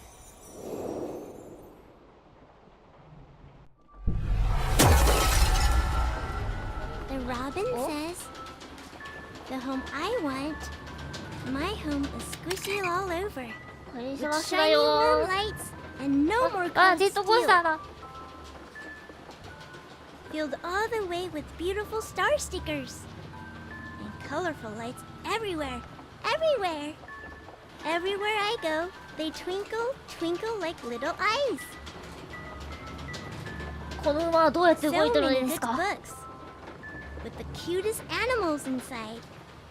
They only say nice things to me. They always want to chat with me.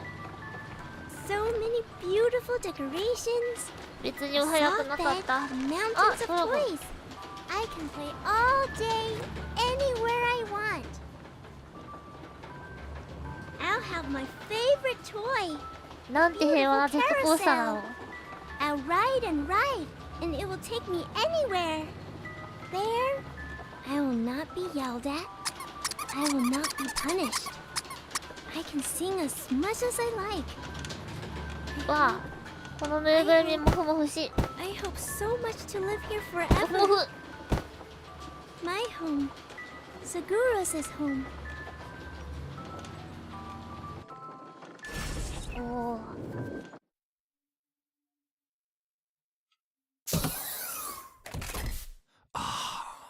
Oh, my head. Take a deep breath. Just some minor side effects from the force disconnection. She's not coming back. What? In the end, she chose to shut off her subconscious. She'll sleep forever, like a plant. Maybe that's for the best. Anyways, our primary concern is the incident report. It'll require some brainstorming. Not my concern. I'll arrange for someone to take you back. See you on the next mission. Not in this lifetime. Danger ってなった。動いた？ちょっと。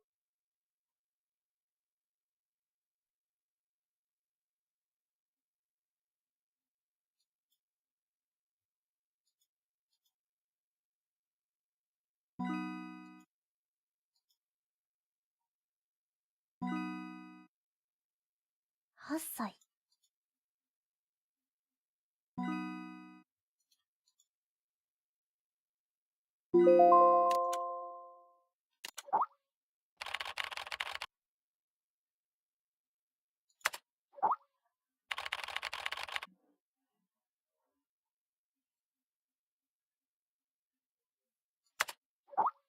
なんか難しいこと言ってる、自分。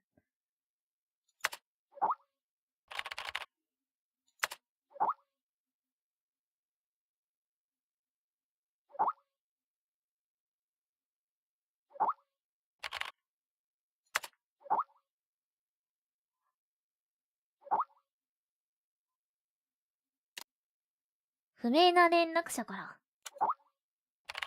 不明な連絡者だ。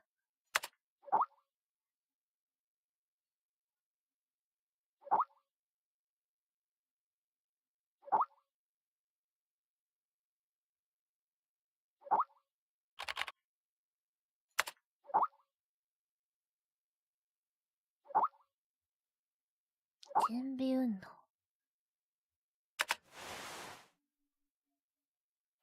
久々の自分の体か。15回。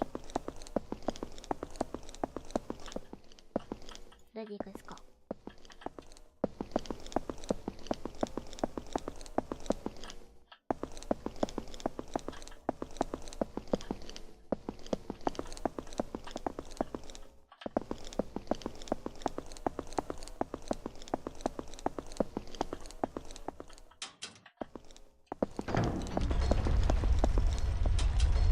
これか。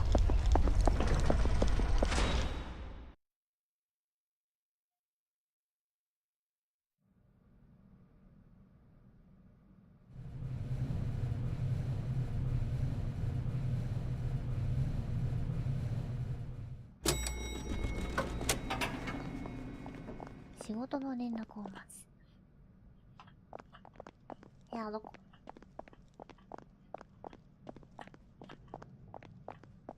ここか。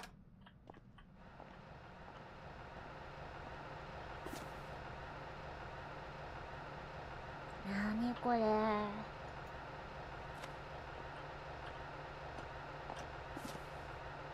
雑穀パン食べてヘルシー、暮らし嬉しい。休憩室でパンを焼くな。0426なんで赤字。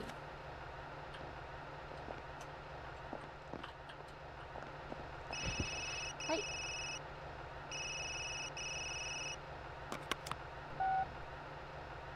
Carl, you'll have to follow my instructions.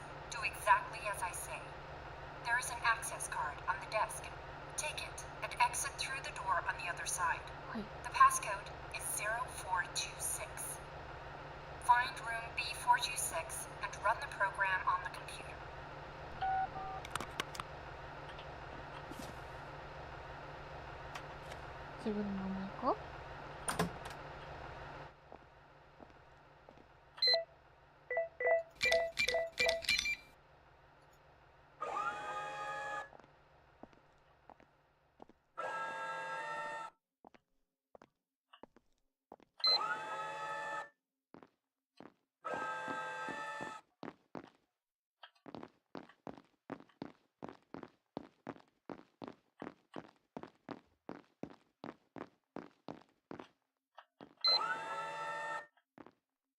なんかカメラあるけど大丈夫ですか？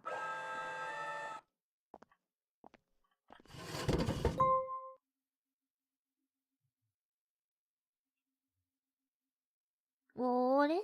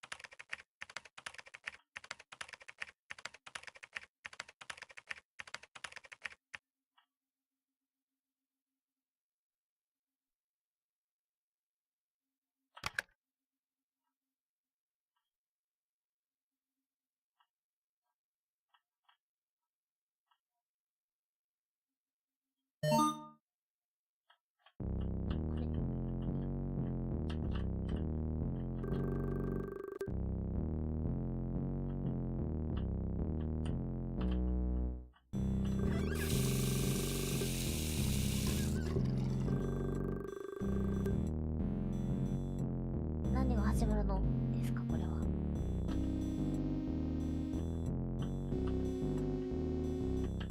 トイレ？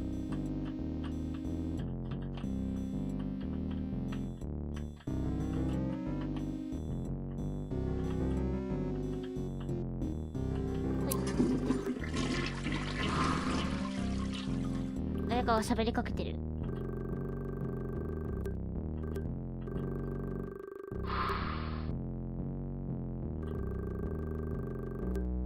何言ってんの？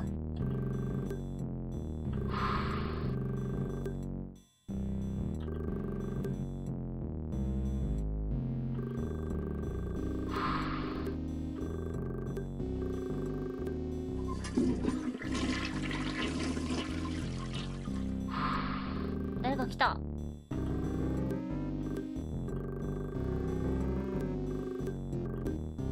怖っ。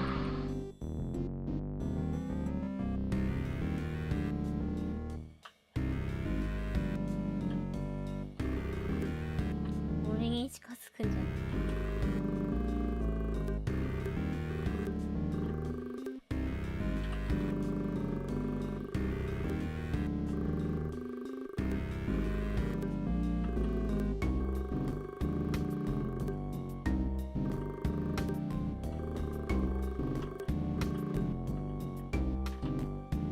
どっち行ったらいいの？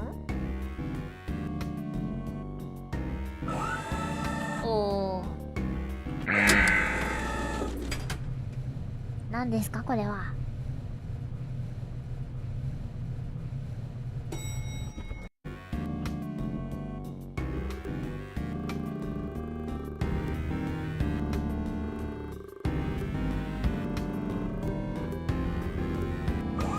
肩をすくめる。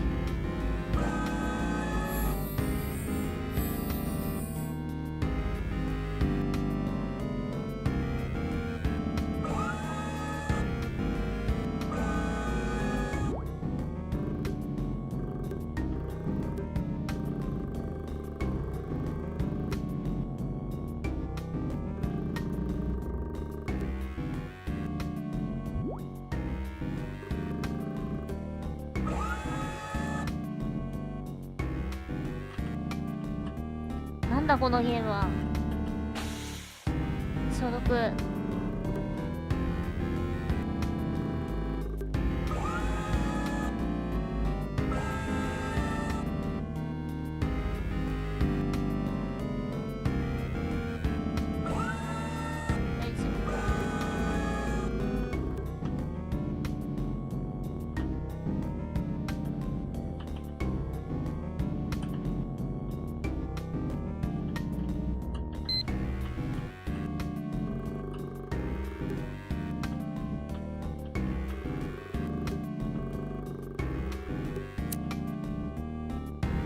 悪い人だ。なにこのローディング。なにこれ。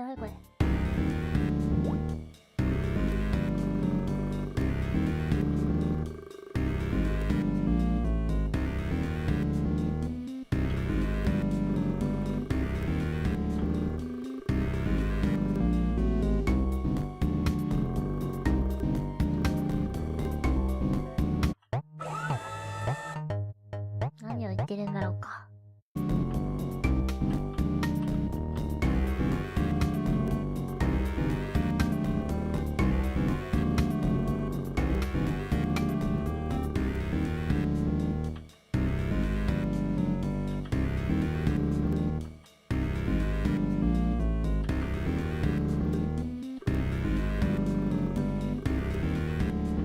わーい。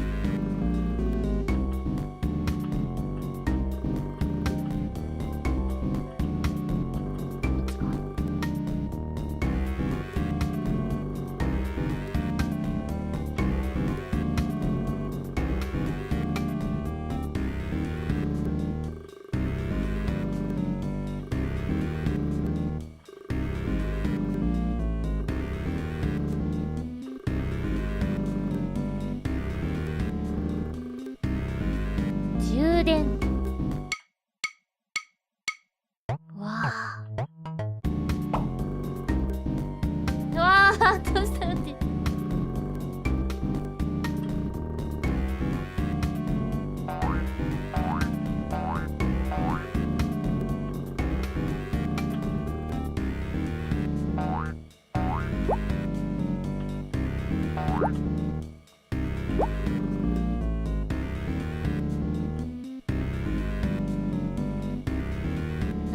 なに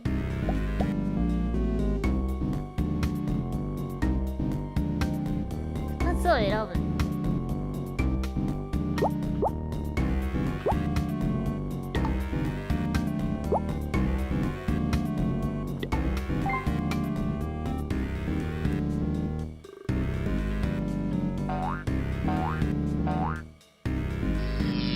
あれ人間戻ったぞ。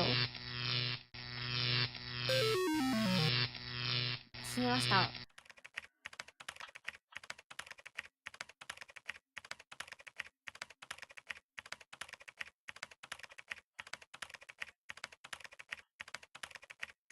トースターと認識しだした。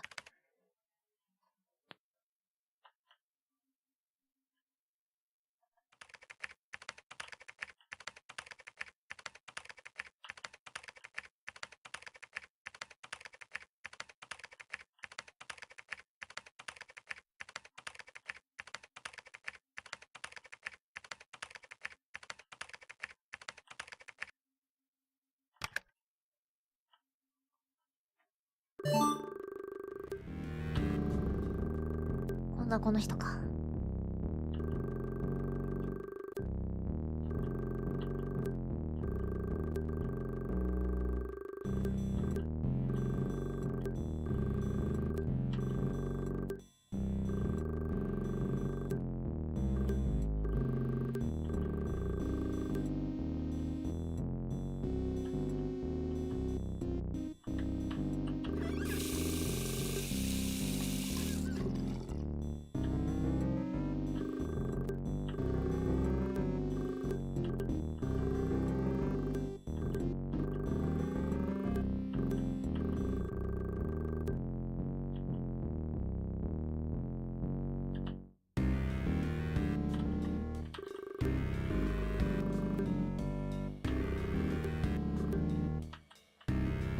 あら、みんな優しいんじゃない？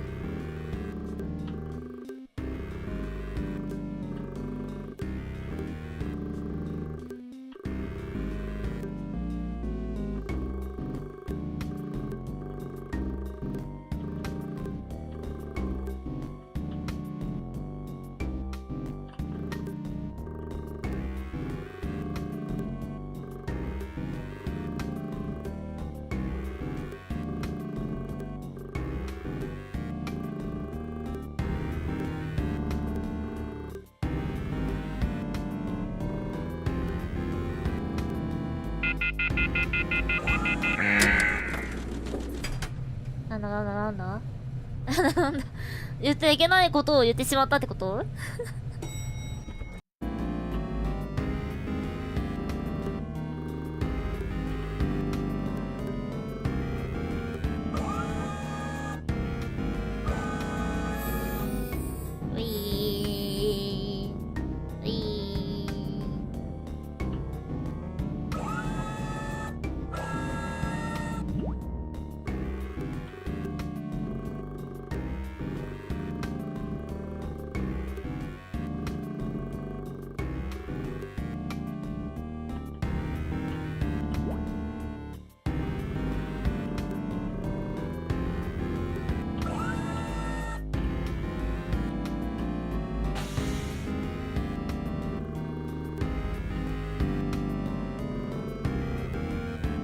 ラベンダーの香りはいいぞ。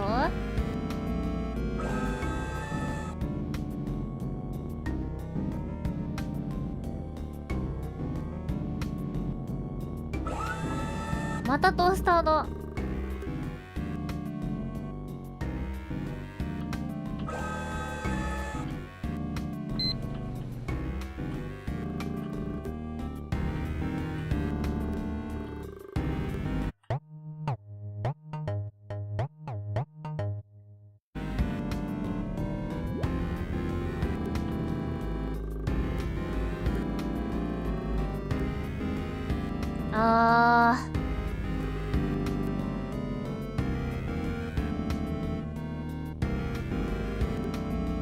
私は緑色で。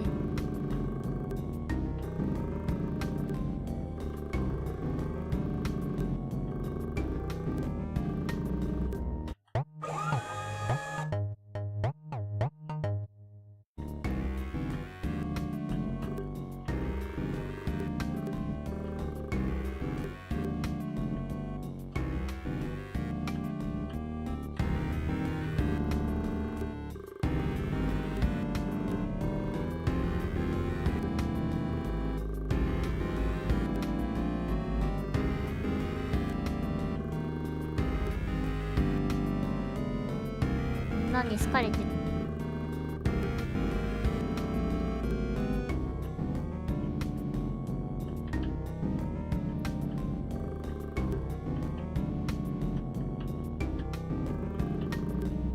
あ、ちゃんと敬語を使ってる。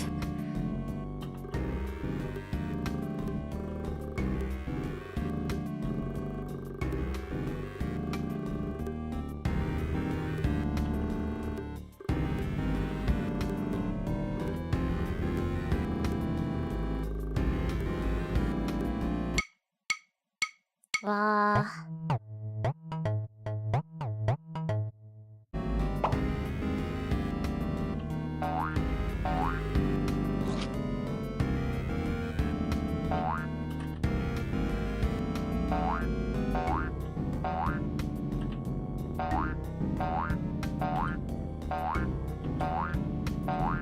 ここなんかある。あ、アクセスカードがあったわ。盗んだの？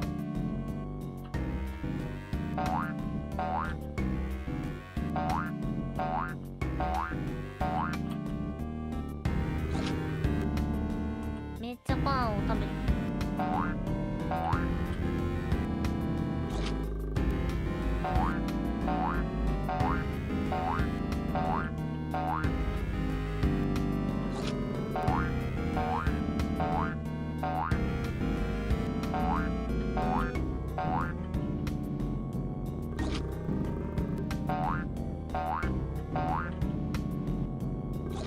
完全に壊れてるぜ。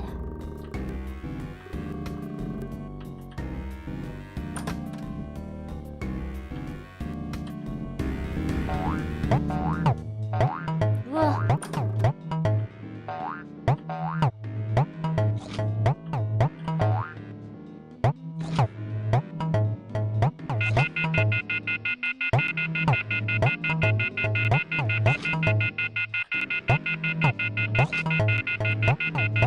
あ、お腹がなんか体膨らんでない？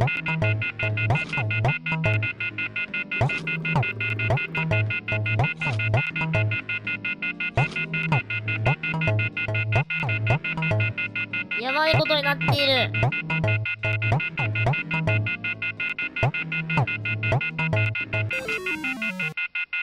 あー。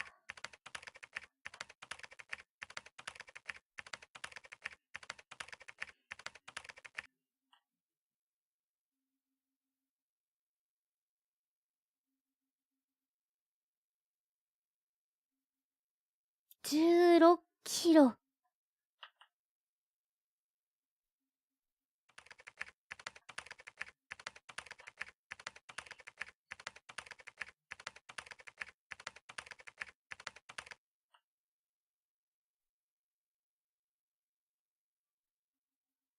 この人はもうすでに接触をしている人だね。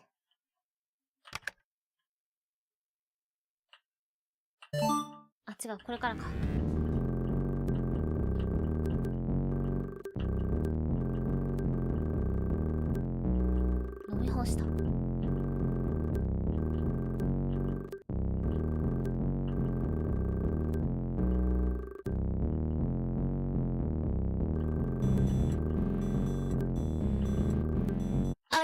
am a toaster. I am a toaster.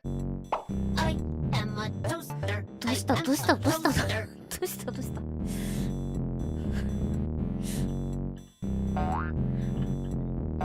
てしまってる。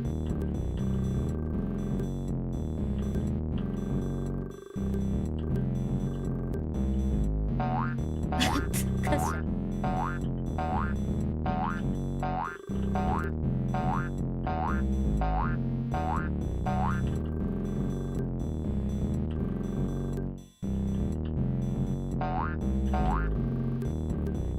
べっぴんだな。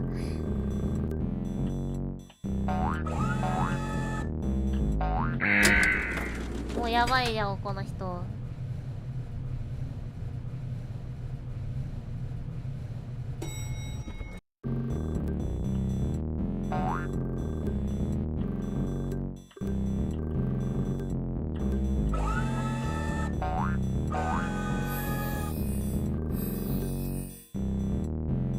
戻った。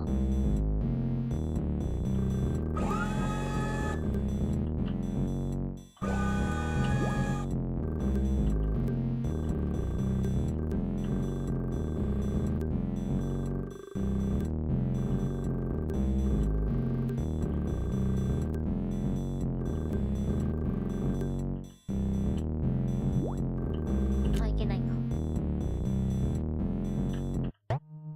戻されました。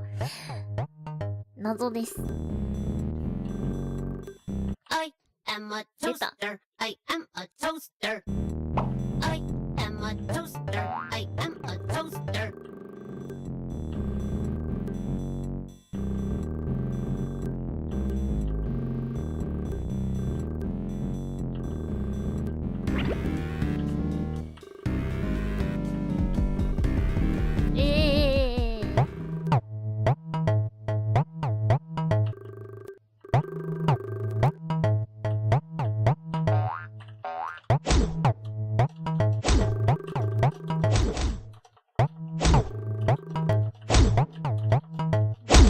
なんだこれ、なんだこれは。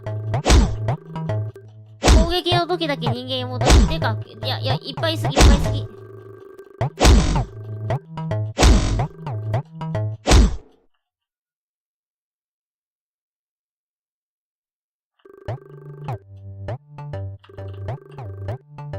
あれあれ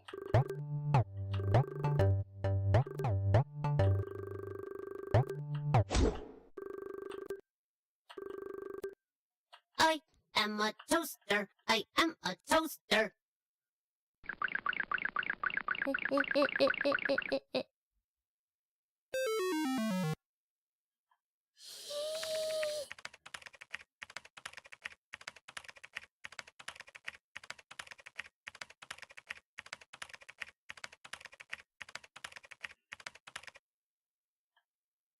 うわ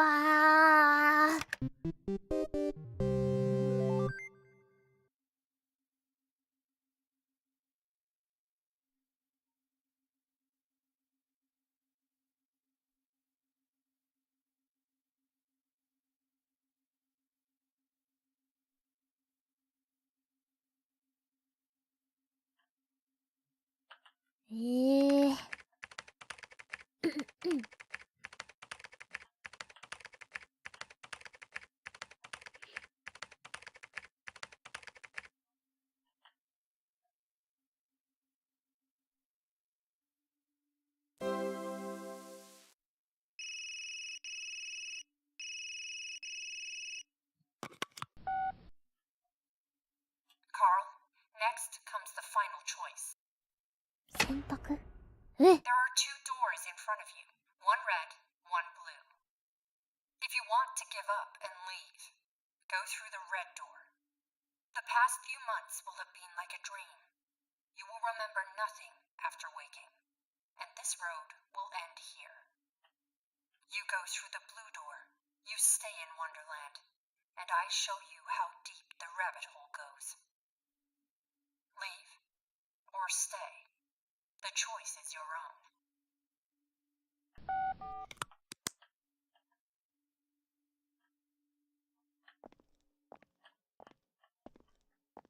うどっちかな。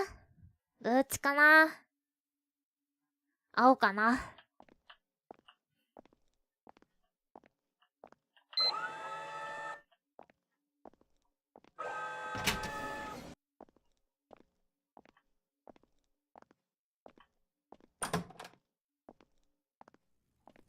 電気変えた方がいいですよ。はい。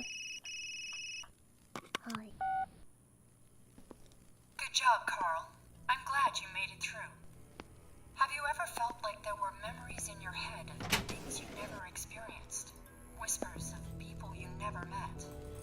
These were not hallucinations. They're your actual memories.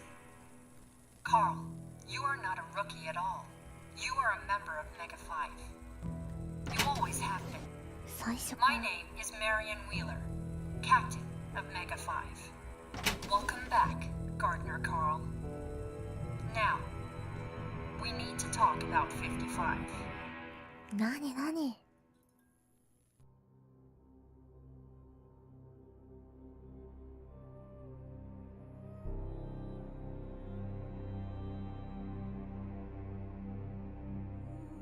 わあ、終わったーすごい、新人じゃなかったんだ。おいら新人ではなかったらしいです。面白かった。面白かったですね。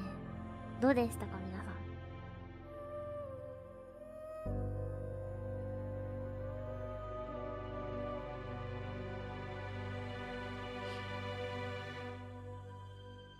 ん。すごいね、なんか。まあ、追いかけっこの部分だけちょっと私が下手っぴすぎたのであれなんですけど、それ以外は、そう、なんか見てて映画みたいだなと思って見てました。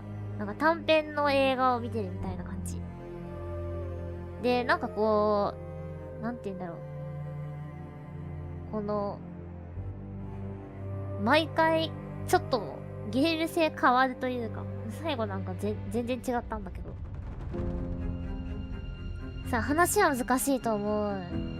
こういうのはあれなのかな、その SCP のなんかこう、まとめてるところとか、見るとさらにちょっと理解が深まったりするんでしょうかね。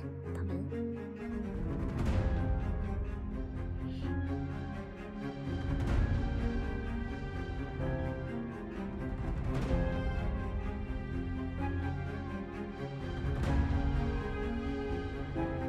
いやー、よかったです。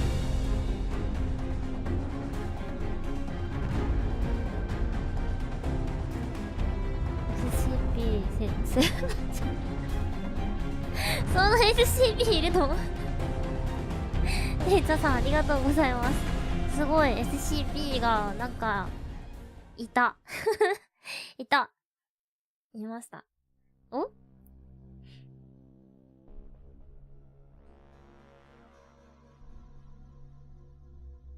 ああ、評価よかったらしてくださいってやつね。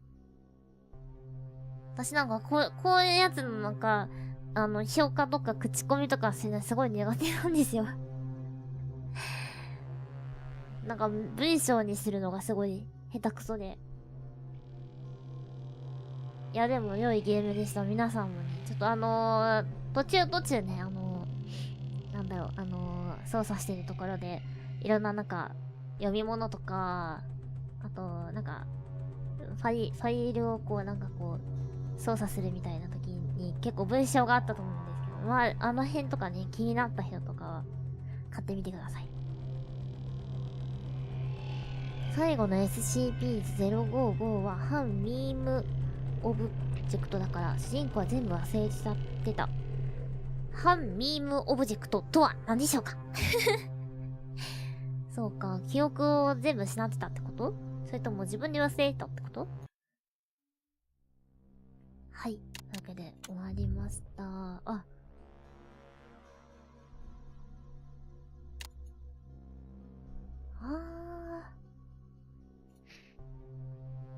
こんな感じで見れるのか。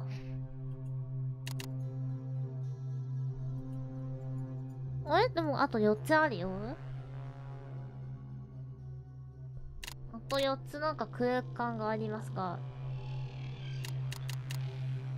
なんだろう。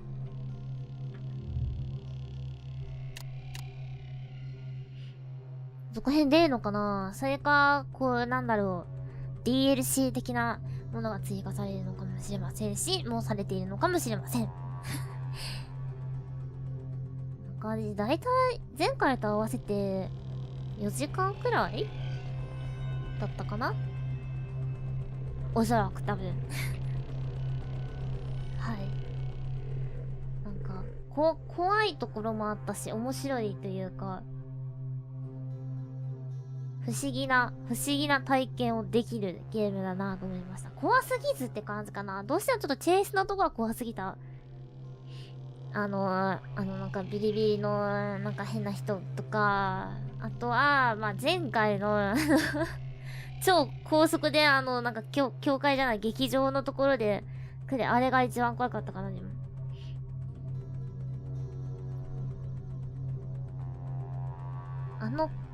段ボール箱みたいな。紙箱の話は、なんかすごい、もう絵本見てるみたいな感じだったけど、もう男の子はもうただ見るしかなかったよね、ああいう状況だと。なんか自分もなんとかしなきゃ、みたいな。加勢しなきゃってならないなと思った。なんかこう、超第三者目線で見てたら、いや、なんか見てるだけじゃん、この子、みたいな。いや、必死にドラゴンたち戦ってるんだから、こうね、体がでかい君が戦いなよ、みたいな、思うんだけど、実際問題自分がそのぐらいの年の時にそんなん見てたら、私は、見てるなぁって思いました。SCP はホラーというより、世にも奇妙な物語みたいな感じだから。そうだね、本当に世にも奇妙だし、最後のなんか、腹切りもなんか、ファンシーにしてるけど、怖いんだよね。で、なんか、なんでトースターなのって感じだけど。興味。そう、奇妙。いや、あれはまあファンシーにしてくれてよかったけどね。はい。こんな感じでございました。月曜日の夜から、お付き合いいただきまして誠にありがとうございました。SCP がこれで、一応終わったので、あとは、クラシスコアですね。クラシスコアの続きをやっていきたいなって思ってます。あと、言うのがね、だいぶ遅くなってて、ちょっとツイッターでもまだ言ってないんですけど、グラブルの話ですね、グラブル。グラブルが来月の1月の上旬くらいに、まあ、火の古戦場が来るんですが、まあ私はちょっと火弱いんですけど、今、気空団のメンバーが23人いるんですね。で、あと7人入れるんですね。で、前々回で、前々回だったかな、多分。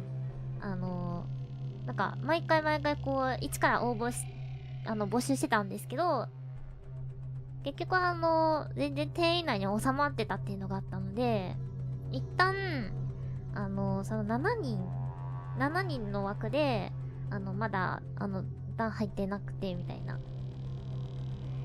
自分すでに段入ってるけど、よかったらこっちで遊びたいな、みたいな人がいるんであれば、ちょっと後日になりますけど、なんかフォームを一応また設置して、その方で募集させてもらって、7人以内に収まったらもうそのまま、追加で、入ってもらうみたいな感じでしようと思ってて、もし、8人とか、ちょっと、超えちゃった場合は、またちょっと一からやろうかなと考えてます。で、ちょっとかなり急ピッチになってしまうんで、ちょっとその場合は、そうだね、ちょっと段の人に関しては、またもう一回ちょっと応募してもらって、ちょっと私が高速で回すみたいな感じになるんですけど、多分埋まらないと思うわけだね。はい。順番としてはファンボックスで、出演いただいている方で、枠が何人だったっけ ?11 人だったっけ ?13 人だっけ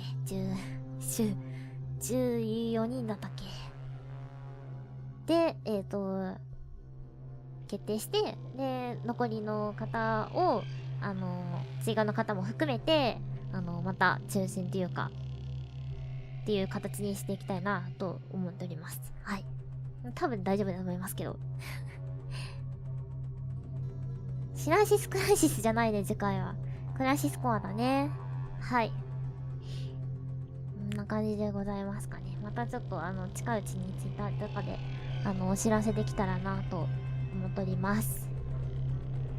はい。ちょっとこれは言うとかなければと思ったんだけど、そもそもちょっと今